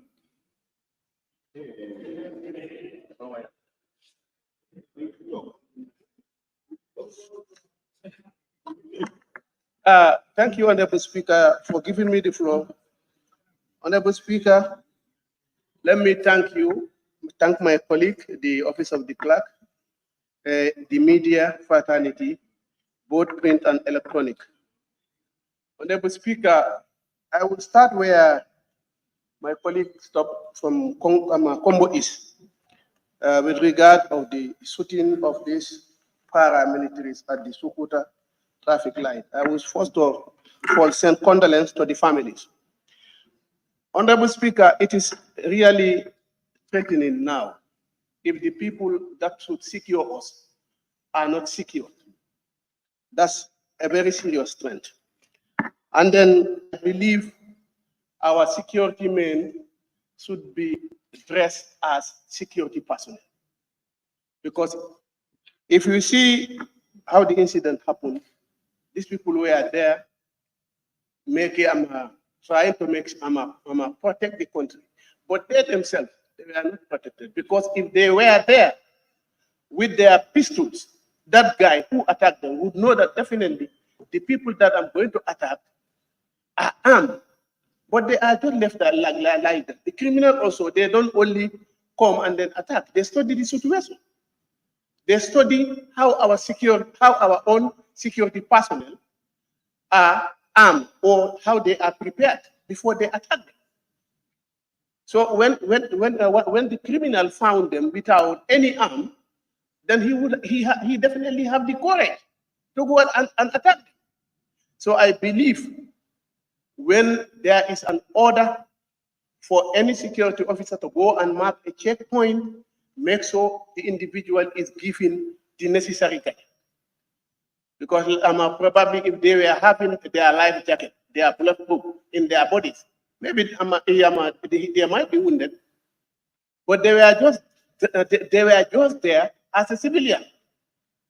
So honestly, I think the Ministry of Interior and then Defense Ministry need to make sure that their policemen, police officers, policemen and women, once they are designated to go and mark a checkpoint, let them be given all what they need as a security officer. So that eventually anything that might happen, they can retaliate. But if somebody faces you as a security officer, a criminal faces you, he is armed, you are not armed, at the end, what will result? It's an embarrassment. He might even run. And then they say, okay, the police officer have run. But then the police officer also, or any security officer, you need something at least to build your courage. So let them be given the necessary arms and protection so that anytime they are out, they are safe. Honorable Speaker, let me come to issue of my constituency before my time will finish. Yesterday, the Minister of Energy gave us a list, a comprehensive list that indicates almost every constituency in this country when it comes to electricity. In my own constituency, Honorable Speaker, I think other than Janjambure, I have the smallest constituency. That's have 26 villages. And then I have seen the villages that they indicated, but maybe they don't know the location of the village. Coming from Choya, the biggest village that you enter, coming to Nyamina Dankunku is Dankunku itself. But I can see Dankunku is not included in the list, and Dankunku is exactly on the highway. So I can see they will pick another villages that is off the road, but villages that they are on the road, they are left out. And then I think if the permanent secretary of the Ministry of Energy is here, so then he can take note. Honorable Speaker, I would also make an intervention. Honorable Speaker, recently we passed the SOE bill. This SOE is supposed to regulate the state-owned enterprises. Honorable Speaker, it is sometimes very sad when you talk about the issue of GAMTEL. I think GAMTEL is one of the best institutions in those days when government budgets were tabled. I can remember in those days. When it comes to GAMTEL, GAMTEL were very productive in those days. But nowadays, GAMTEL is an institution that might be struggling. And then I think this August Assembly must look at it as a committee member of PEC. Honorable Speaker, GAMTEL basic revenue was supposed to be the international gateway. So, but in 2019, the gateway was removed from GAMTEL and be liberalized. And to my surprise, Honorable Speaker, a condition that this August Assembly took, a 25 million grant, was tabled here in 2019 on condition to government that before we can give you the 29 $25 million, you must accept liberalizing the gateway. And that was $25 million. It was approved here. But that was the condition of IMF for government. You must accept 25 to liberalize the international gateway, then we will give you $25 million. Honorable Speaker, it's sad. When I made my research, in 2019, when Gamtel was working with Global Voice in managing the international gateway, in 14 months, Global Voice, in 14 months, managed to terminate 13 million minutes. If the minute was charged at that time 0.2 cents, this is in dollars, not dollars. The net revenue generated was $34 million, 520,674.5. Then Gamtel as an institution received $14 million, 614.89. Then Gamtel said to government, 1,047,329. Now, okay, look at that revenue. That was in 2009. Then Spectrum managed it. Spectrum managed was for $8 million. Gamtel got $7 million. Government 875. System work.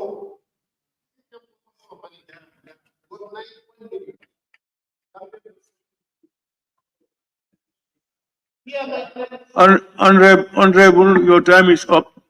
30 seconds round up.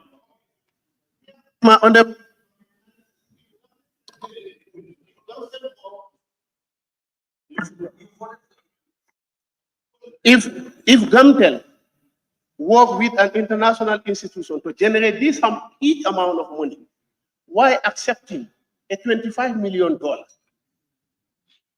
A $25 million on a condition grant, and which this August Assembly approved without being informed. This was the condition there.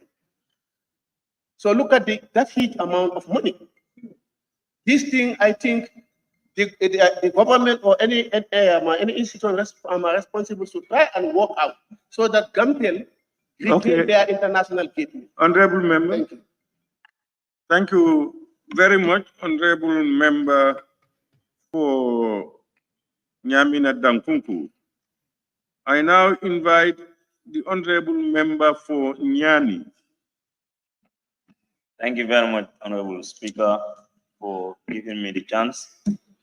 I would like to seize this opportunity to join my colleagues in paying a condolence to the bereaved families and also to wish our dear sister speedy recovery. On behalf of the people of Nyani, I would like to thank the National Road Authority for helping us to construct a culvert in one of the most deadly waterways between Karawa and Sanda.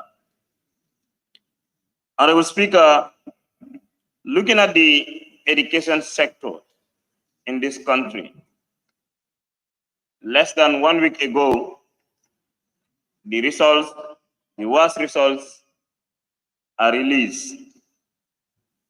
Statistically, out of the number that registered, over 17,201 registered, 16,405 sat to the exam. Out of the number that sat to the exam, is only 921 students that met the university requirement, giving it a percentage of 5. If this is the trend in which our education sector is moving, time will come, we'll find it very difficult to feed our university. We definitely need to look at the education sector. The country cannot move without education. Looking at the welfare of teachers, Honorable Speaker, the house rent for $250. Even the smallest village in Fonyi, you cannot get house there for $250. I urge the Minister for Basic and Secondary Education to look at that issue. The staff quarters and other welfares of teachers, which are of great concern, really need to be looked at. Honorable Speaker, moving forward to the health sector, the only regional hospital that we are hoping on, that's Bansang Hospital. During the recess time, I was in Bansang. I spent some time there at the hospital. If you look at the nature of the hospital, unavailability of drugs, everything you have to go and buy.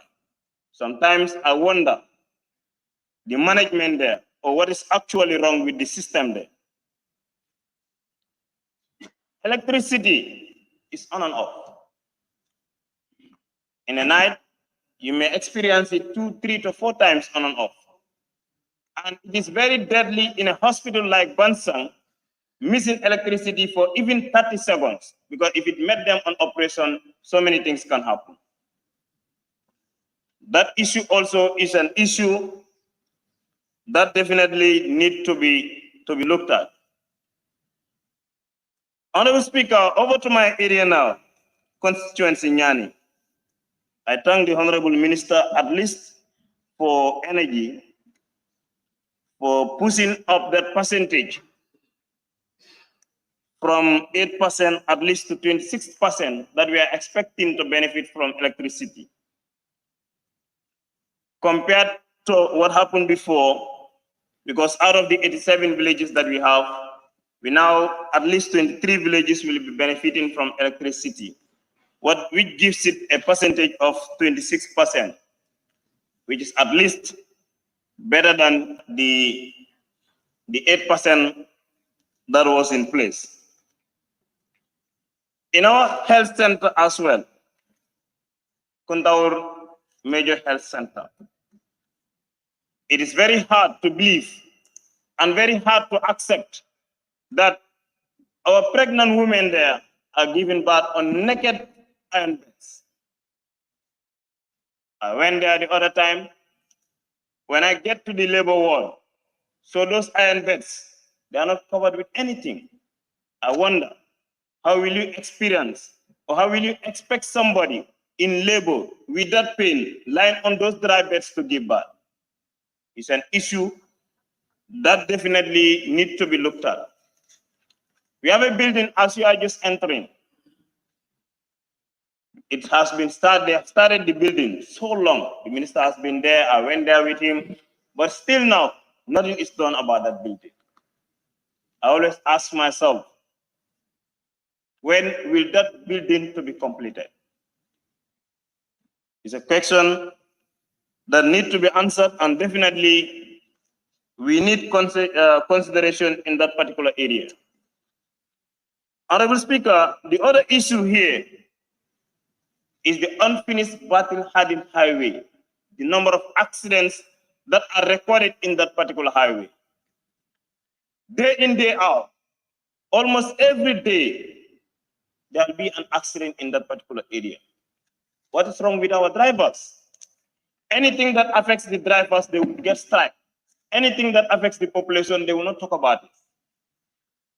I'm urging and hoping to hear from the transport union to say something about that particular issue. We cannot be losing our Gambians. We cannot be losing our people in the same highway. A highway that is not yet finished. A highway that is under construction. The vehicles are just knocking people there day in, day out. Hardly a day ends without hearing a particular incident or accident in that particular area. Honorable Speaker, looking at the road network, I've been singing it here, and I will continue to say it, because we are the only constituency that is unfortunate when it comes to road network. Apart from the highway that split and goes to Jenyambure, there is no other connection. We are losing our people. We are losing our pregnant women. I've said it here in the other debate. When someone died as a result of cervical tears, because the individual is to be carried on a donkey cart before we reach at the hospital. She died. Looking at the nature of the road, the condition of the road, sometimes when I'm there, my car is labeled as an ambulance. I said yes, because at least no matter how it is better than using a donkey cart or using a horse cart to the highway. People will even confront me. I can remember there was one of the days, early morning, when the nurses asked me what is going on, because you have to be going in and out. You come in, there's another labor case, I have to ask my driver to go and pick that guy and take the individual to the hospital. We definitely need consideration in terms of road, or at least if we can benefit a community ambulance in the eastern part there, that will definitely help us. Honorable Speaker. Thank you very much, Honorable Member for Nyani. I now invite the Honorable Member for Serekunda West. Thank you very much, Honorable Speaker, for your consideration. Honorable Speaker, I first of all want to thank the government of the day for coming up with a travel ban, owing to the fact that the state has been spending a lot of money on travels. But the fact that the government is recognizes that and took a very bold step to come up with that ban, I think they need to be thanked for that. These are the kind of thinkings we are expecting from the government so that we can progress. Honorable Speaker, however, I would also want to suggest to government that the ban on travel is a good measure, but then let them also consider the downsizing of delegations and also the frequency of travels. If that is also factored in future, I think we'll save a lot so that monies that go into those kind of travels can be plowed into our development sector. Honorable Speaker, I also want to thank the two sides of the House, particularly the FPAC, with the very good and strong resolutions that were passed here. Since we have, as a government or as a country, we've lost a lot of money. And we need to put a stop to that. With those resolutions, I think that will also serve very well in terms of recovery and saving future reckless spending of public funds. Honorable Speaker, however, I was thinking that the FPAC will also be able to capture in their reports the unretired impacts that has been sitting in people's pocket for over 7 years now. I remember in 2017 when we came here, these unretired impacts that are still with people was at the tune of $31 million. But as at the end of April of this year, it stands at 21 million.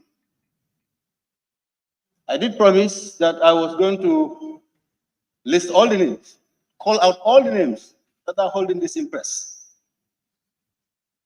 But after a second thought, I will not read the entire list, but I will pick on few who has the highest amount of impress still with them.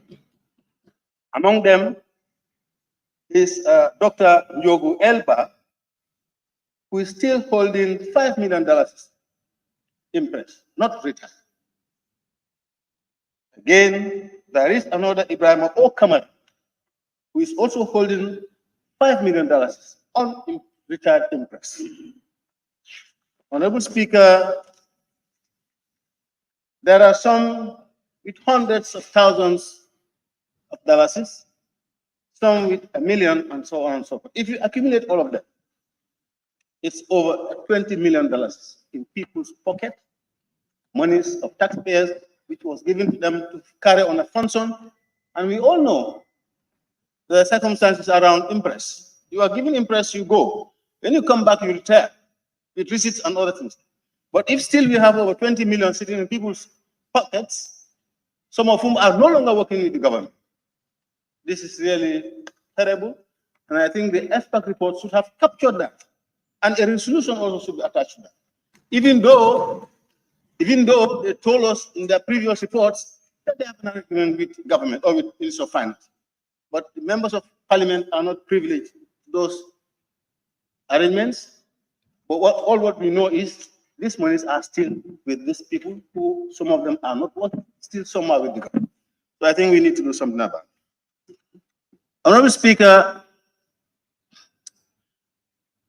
I want to shift my attention to Serekunda West. There is a stream that runs across 4 main communities in Serekunda West. I think it comes all the way from Abuko, going through Bundung, Serekunda, and then Serekunda West. But in Serekunda West, 4 main communities are affected. Dibakunda is affected, there is Dibakunda Tube Town, Manja is affected, Kotu is affected, Latrikunda is affected. It makes communication very difficult between these 2 communities because it cut the communities apart. That stretch has 2 main bridges, one in Manjai and one in Kotu. I would call on government to consider putting up an extra 2 so that it can ease the movement of people from one end to the other, especially when it rains. And those locations would be Dibakunda Tube Town, because there's a dense, the Dibakunda Tube Town is densely populated, and there's a lot of crisscrossing between Dibakunda and Manjai. So if that place is bridged, it will ease movement, and even cars can use it, just like what is happening at the Manjai and the Kotu end. If that is done, that will help a lot. Honorable Speaker, like I said, I don't have to waste the time of the House. And for those who are saying, I just raised my tax and I'm giving, but I'm telling you, I lost my sister, half sister, and I have to go to the burial immediately. Thank you. Thank you very much, Honorable Member for Serekunda West. I now invite the Honorable Nominated Member, Maimuna Sise.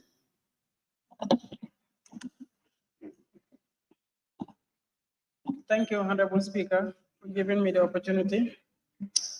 I would like to join my colleagues to extend my sincere condolences to the grieving families.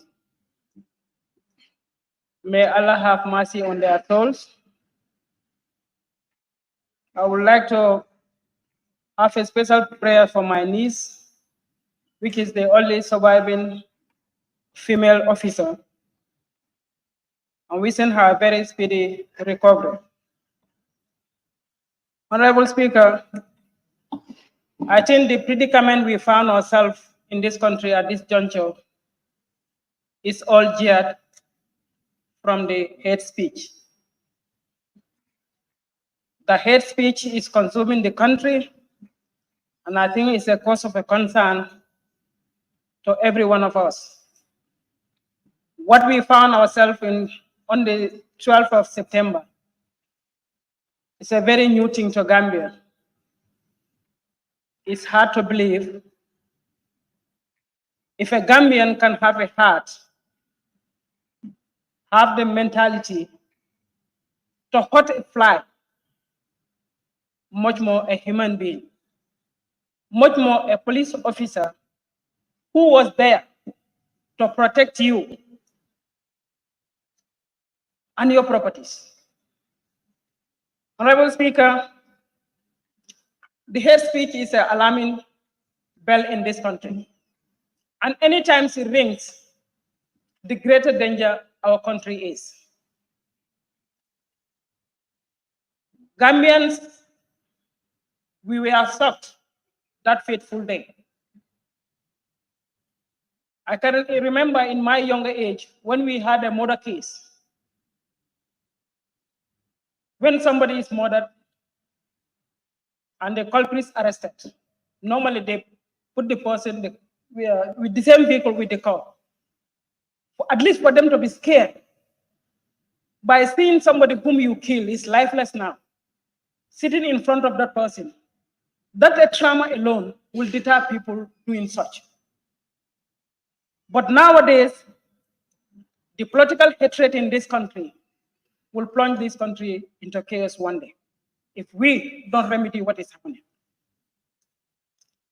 Honorable Speaker, my appeal will be to the government and the Minister of Interior to capacitize their men in uniform for them to perform their duties, what Gambians were expected from them. Had it been that fateful day, out of the 3 officers, somebody was armed.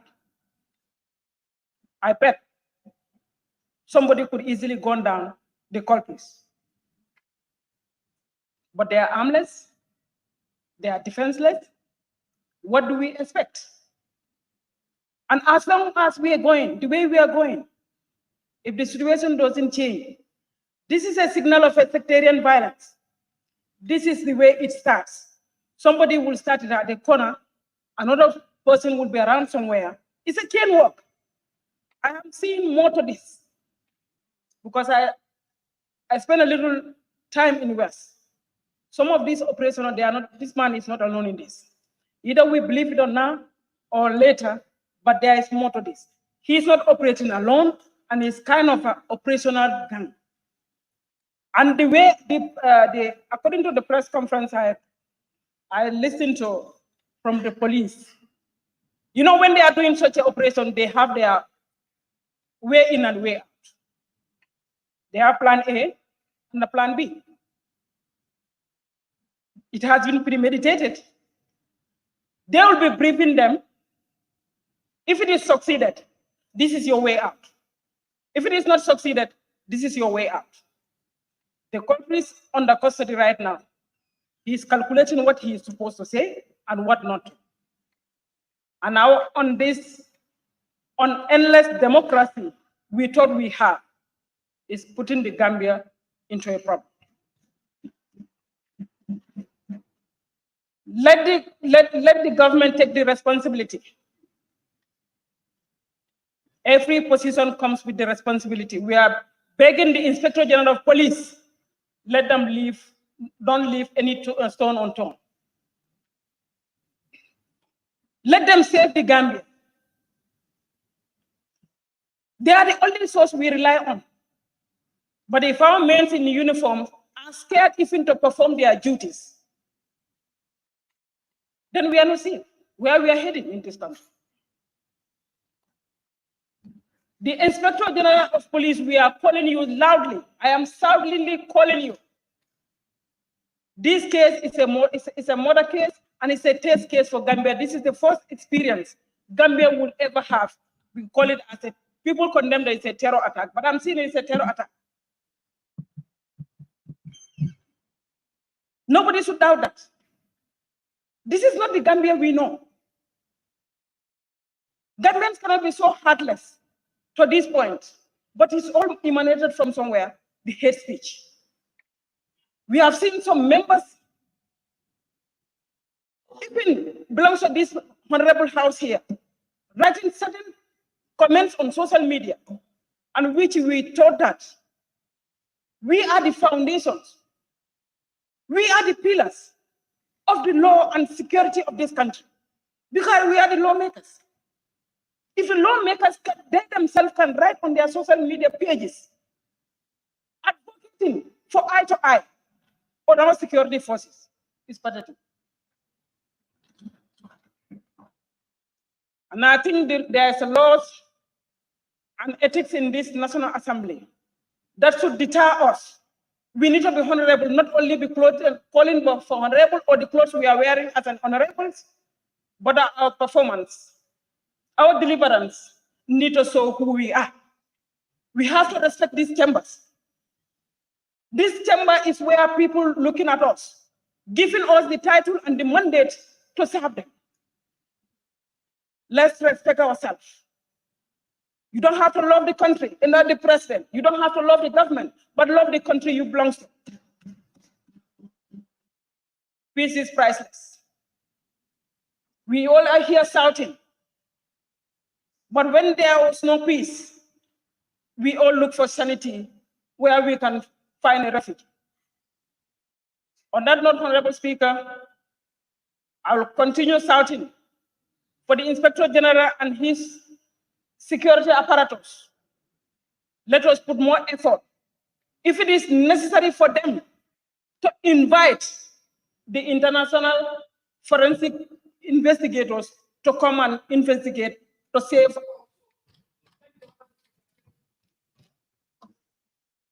Thank you very much, Honorable Nominated Member, Maimuna Sise. I now call upon the Honorable Member for Talinding Kunja. Thank you very much, Honorable Speaker, for yet another opportunity to speak my mind on current issues and important issues, either in my constituency or in the country at large. So I shall begin with my constituency, where I'm proud to announce that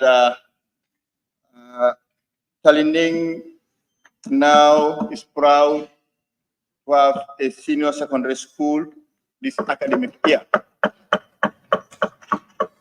Although the Holland Foundation sponsored school is still in progress, but the Ministry of Basic and Secondary School Education deemed it fitting to start grade 10 before the completion of the building.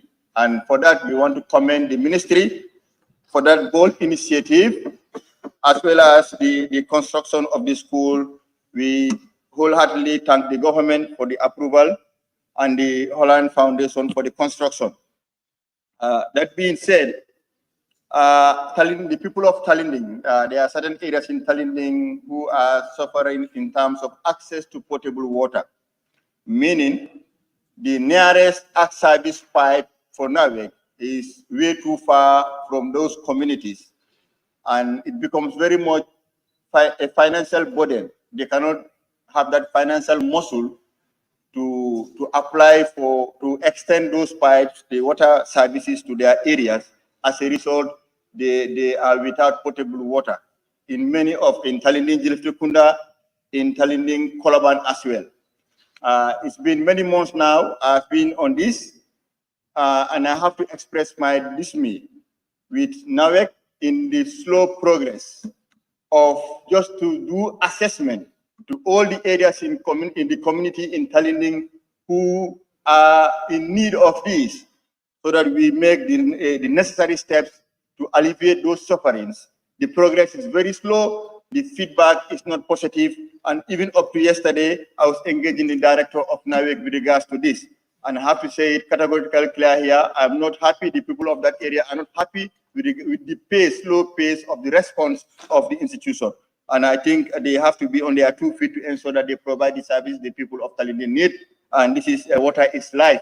We all know, and then I have to urge them to be on their feet to ensure that these services are provided. The roads, the minister did inform us that yesterday that only 10% of the work has been completed. The demolitions have taken place, and everybody is yearning to see the completion of these roads. Up till now, the work has not been ongoing. The reasons advanced are not convincing at all. And whatever it is, I think when people comply and everybody is promised that roads are to be constructed and the monies according to the government is disbursed, nothing should stop the contractor from embarking on these works. And I could remember in the last session, one of my questions to the Honorable Minister for Transport was that, he said he did assure us that the roads around that end is concrete, so it's not be obstructed by rainy season. So we don't expect that to be an excuse that because of the work halted because of the rainy season, because this is concrete, it's not tar road, and we expect that the work will soon begin again, so that the people will continue to enjoy the movement of free movement of goods and services will reemerge again. And finally, the time is very fast for me. I don't know. Finally, I want to add my voice to the recent issue on the table with regards to the infamous killing of our gallant officers in uniform. This issue has exposed the unpreparedness of our security services in terms of failing or fighting against certain crimes. We are no longer in the old centuries. This is 21st century. Gambia and all countries should expect to see sophisticated crime as we move on. And this requires that the police also are up to date in terms of their training, in terms of their equipment, to ensure that they quell those crimes that will emerge in the future. So unarmed policemen in the streets are no more different like watchmen with sticks. And it makes it very difficult. And I saw, like somebody said, hadn't been the lady who survived the attack had been armed. And I can attest to that because they said he tried to even grip the assailant unsuccessfully. So hadn't been, he had that courage. We salute his courage, her courage rather. We salute her courage for taking that bold step. Hadn't been she had this arm with her, the story would have been different. But what I want to emphasize is that there's nothing politics in this. This is an attack on every Gambian. It's an attack on every Gambian, be the president or the last farmer. No one should support this. And it's in this time of national crisis, the least we expect is to politicize it. The least we expect is to politicize this. And that is why I am personally disappointed with regards to the conflicted information coming from the different quarters of the same government. It shows that somebody is cooking stories that are not coming from the investigation.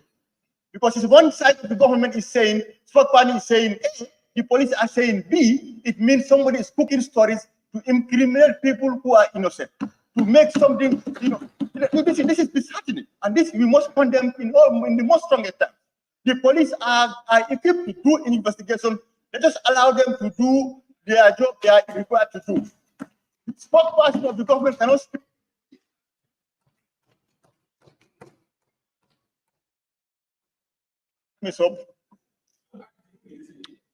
Thank you very much, Honorable Member for Talinding. I now invite the Honorable Member for Brikama South.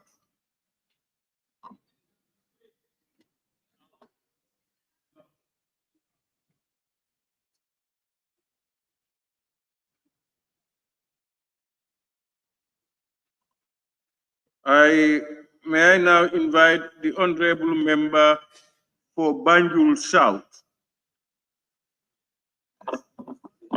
Thank you very much, Mr. Speaker.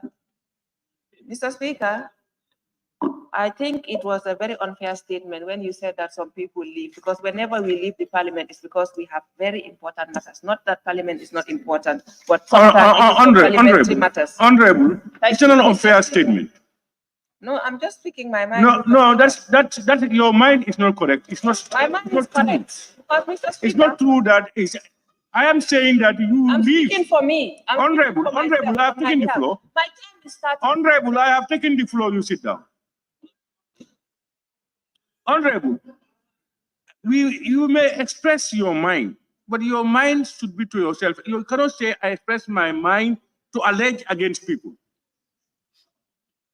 I have not, then are you one of those people who are not coming? Because I have not mentioned any member.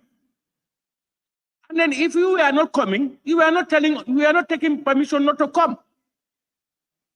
So please, and that's what the rules that regulate us, that's what it says. You cannot just come and say anything you want against people. No, it's not a fair statement. And more so, I have not called your name. You only felt guilty. Yes. Did I call anybody's name? Please take the floor. You cannot. Mr. Speaker, thank you for giving me the floor.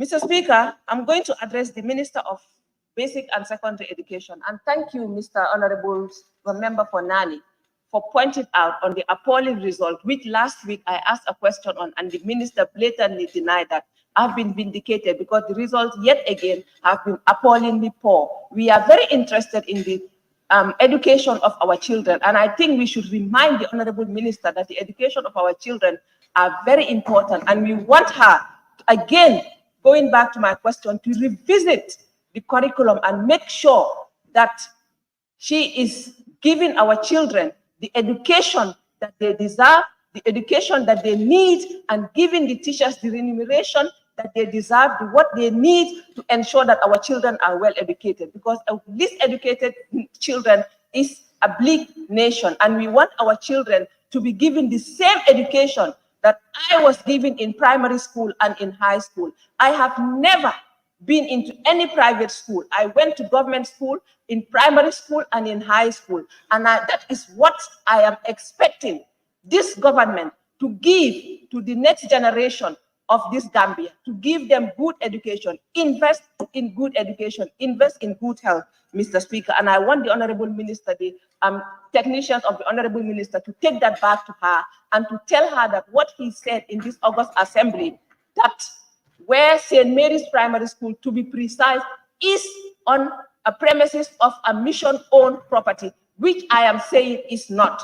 St. Mary's at the moment, since 2000, has been on the property of government, and it is where Malfa School used to be. And I'm saying it again, he said it, she said it here, that it is on a mission property, and I'm saying that that is not the case. And when we ask questions in this August Assembly, we do not ask to ridicule the ministers, we do not ask to make ourselves big. We ask on behalf of our citizens, we ask on behalf of the people that sent us to this August Assembly for their matters to be catered for and their needs to be taken care of, Mr. Speaker. So I think the honorable ministers should be aware of those things, and when they come to answer, they shouldn't say things that they are not aware of, because that school, since 2020, has been in the premises where Malfa used to be, and we all know that that is owned by the government. Mr. Speaker, Gambians are very intelligent. They are very smart and are very educated.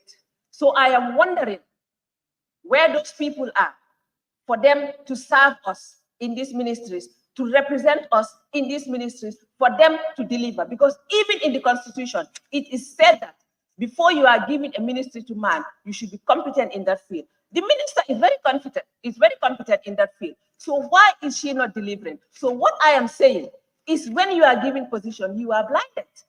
And I will say corruption. And you are blinded by the fact that you want to hold on to your job at the expense of the nation. When you are given a position, put everything aside and serve, because you are being paid to serve us and to deliver. And Mr. Speaker, what I'm saying is 3 consecutive years, the WASIC results have been appallingly poor. And my colleague just mentioned 5%. Come on. Last year, it was about 4 point something percent. And I had the minister say that there's improvement. Improvement in what? Less than 1% increment? Is that what they give to their own children? Mr. Speaker, I expect a lot in my child's education, because they are my children. The children of the Gambia are the children of this government. And it is the duty of this government to invest in them. My government, the government I grew up in, invested in me, because I never paid for school fees. I went to government primary school. I went to Gambia High School. I never paid a dime. That is why I am here today, being able to express myself.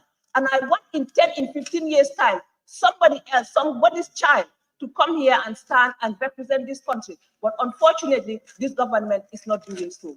Mr. Speaker, I will also join my colleagues to condemn the killing of these policemen, and also join them to make sure that it is not politicized. We are not blaming any government. We are blaming ourselves for not protecting the police. So what I am appealing this August Assembly to ensure that the budget of the interior is fully equipped to ensure that most of the things that they learn are given to them. And Mr. Speaker, road safety.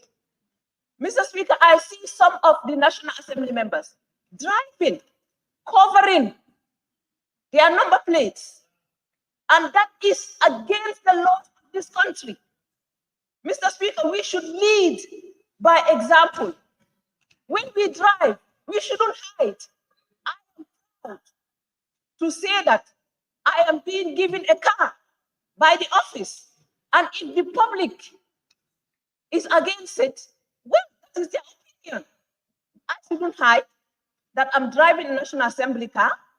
I do my work and I deserve it. Whatever other people think, yes, that is their opinion, that is their problem. But Mr. Speaker, I think we should lead by example and stop covering. We are not covering the benefits that they are giving us. The allowances we keep, so the cars we should expose for the public to see. Thank you very much, Mr. Speaker.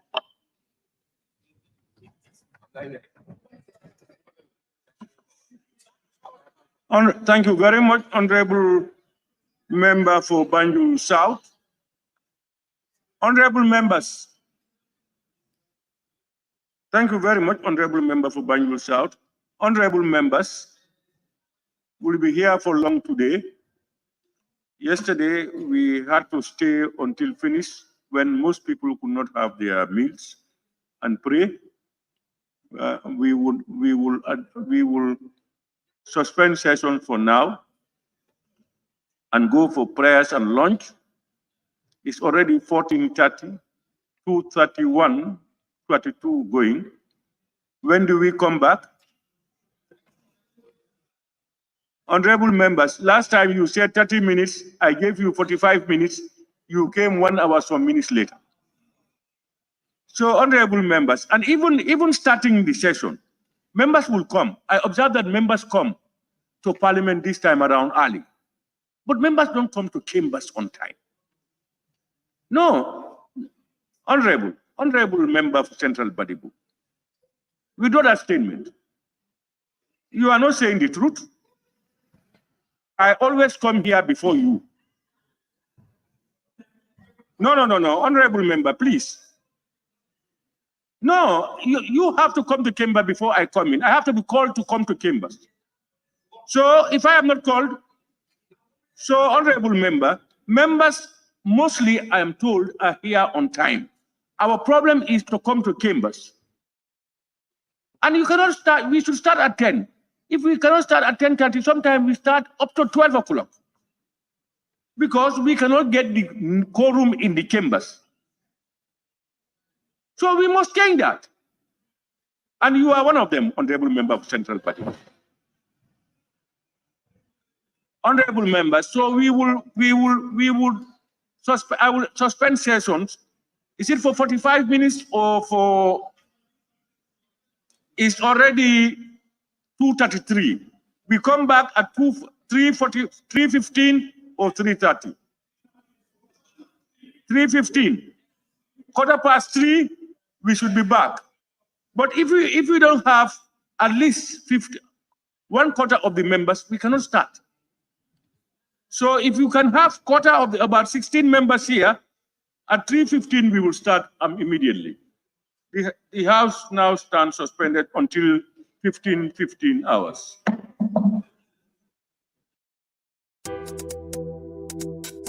Ku yoddu sa xat te quality jasna ñoo yor seen cumbukaay tur day uyu borom jasna pire sa ko bëggee fii si biir Gambia bi dawal foofu sa quality jasna your number 1 stop shop. Ana sama jigéen ñi dama bëgg ngeen jox ma seen nopp garme yi ndaxte quality jasna amal nañ leen ay til yu toj daala pos abaya yu yiiw waaye amal nañ leen ay boreda yu rafet boreda yoo xam ne pour góor ñi la ak pour jigéen ñi amal nañ leen body scrub yi nga xam ne nii dafay defar seen yaram bam nice waaye fàttewuñ fa diw yi ana sama jeeg yu pare yi quality jasna amal nañ leen fa andi cuuraay yu neex house spray ak bépp xeetu baax pour seen biir néeg dama ne atum ren ji ku sa jëkkër mere ku ne yow la neex ndaxte quality jas na ñëw na si dëkk bi pour defar sëy yi makeup artist yi bàyyi leen gannaaw ñu ngi leen fa amal ay makeup product yu quality waxu leen léegi nii foofa sa Westfield jàkkaarloog monument bi wala nga jokkoo quality jas na si 250 01 24 ak quality jas na taaral sa bopp taaral sa néeg waaye it bégal sa alaaji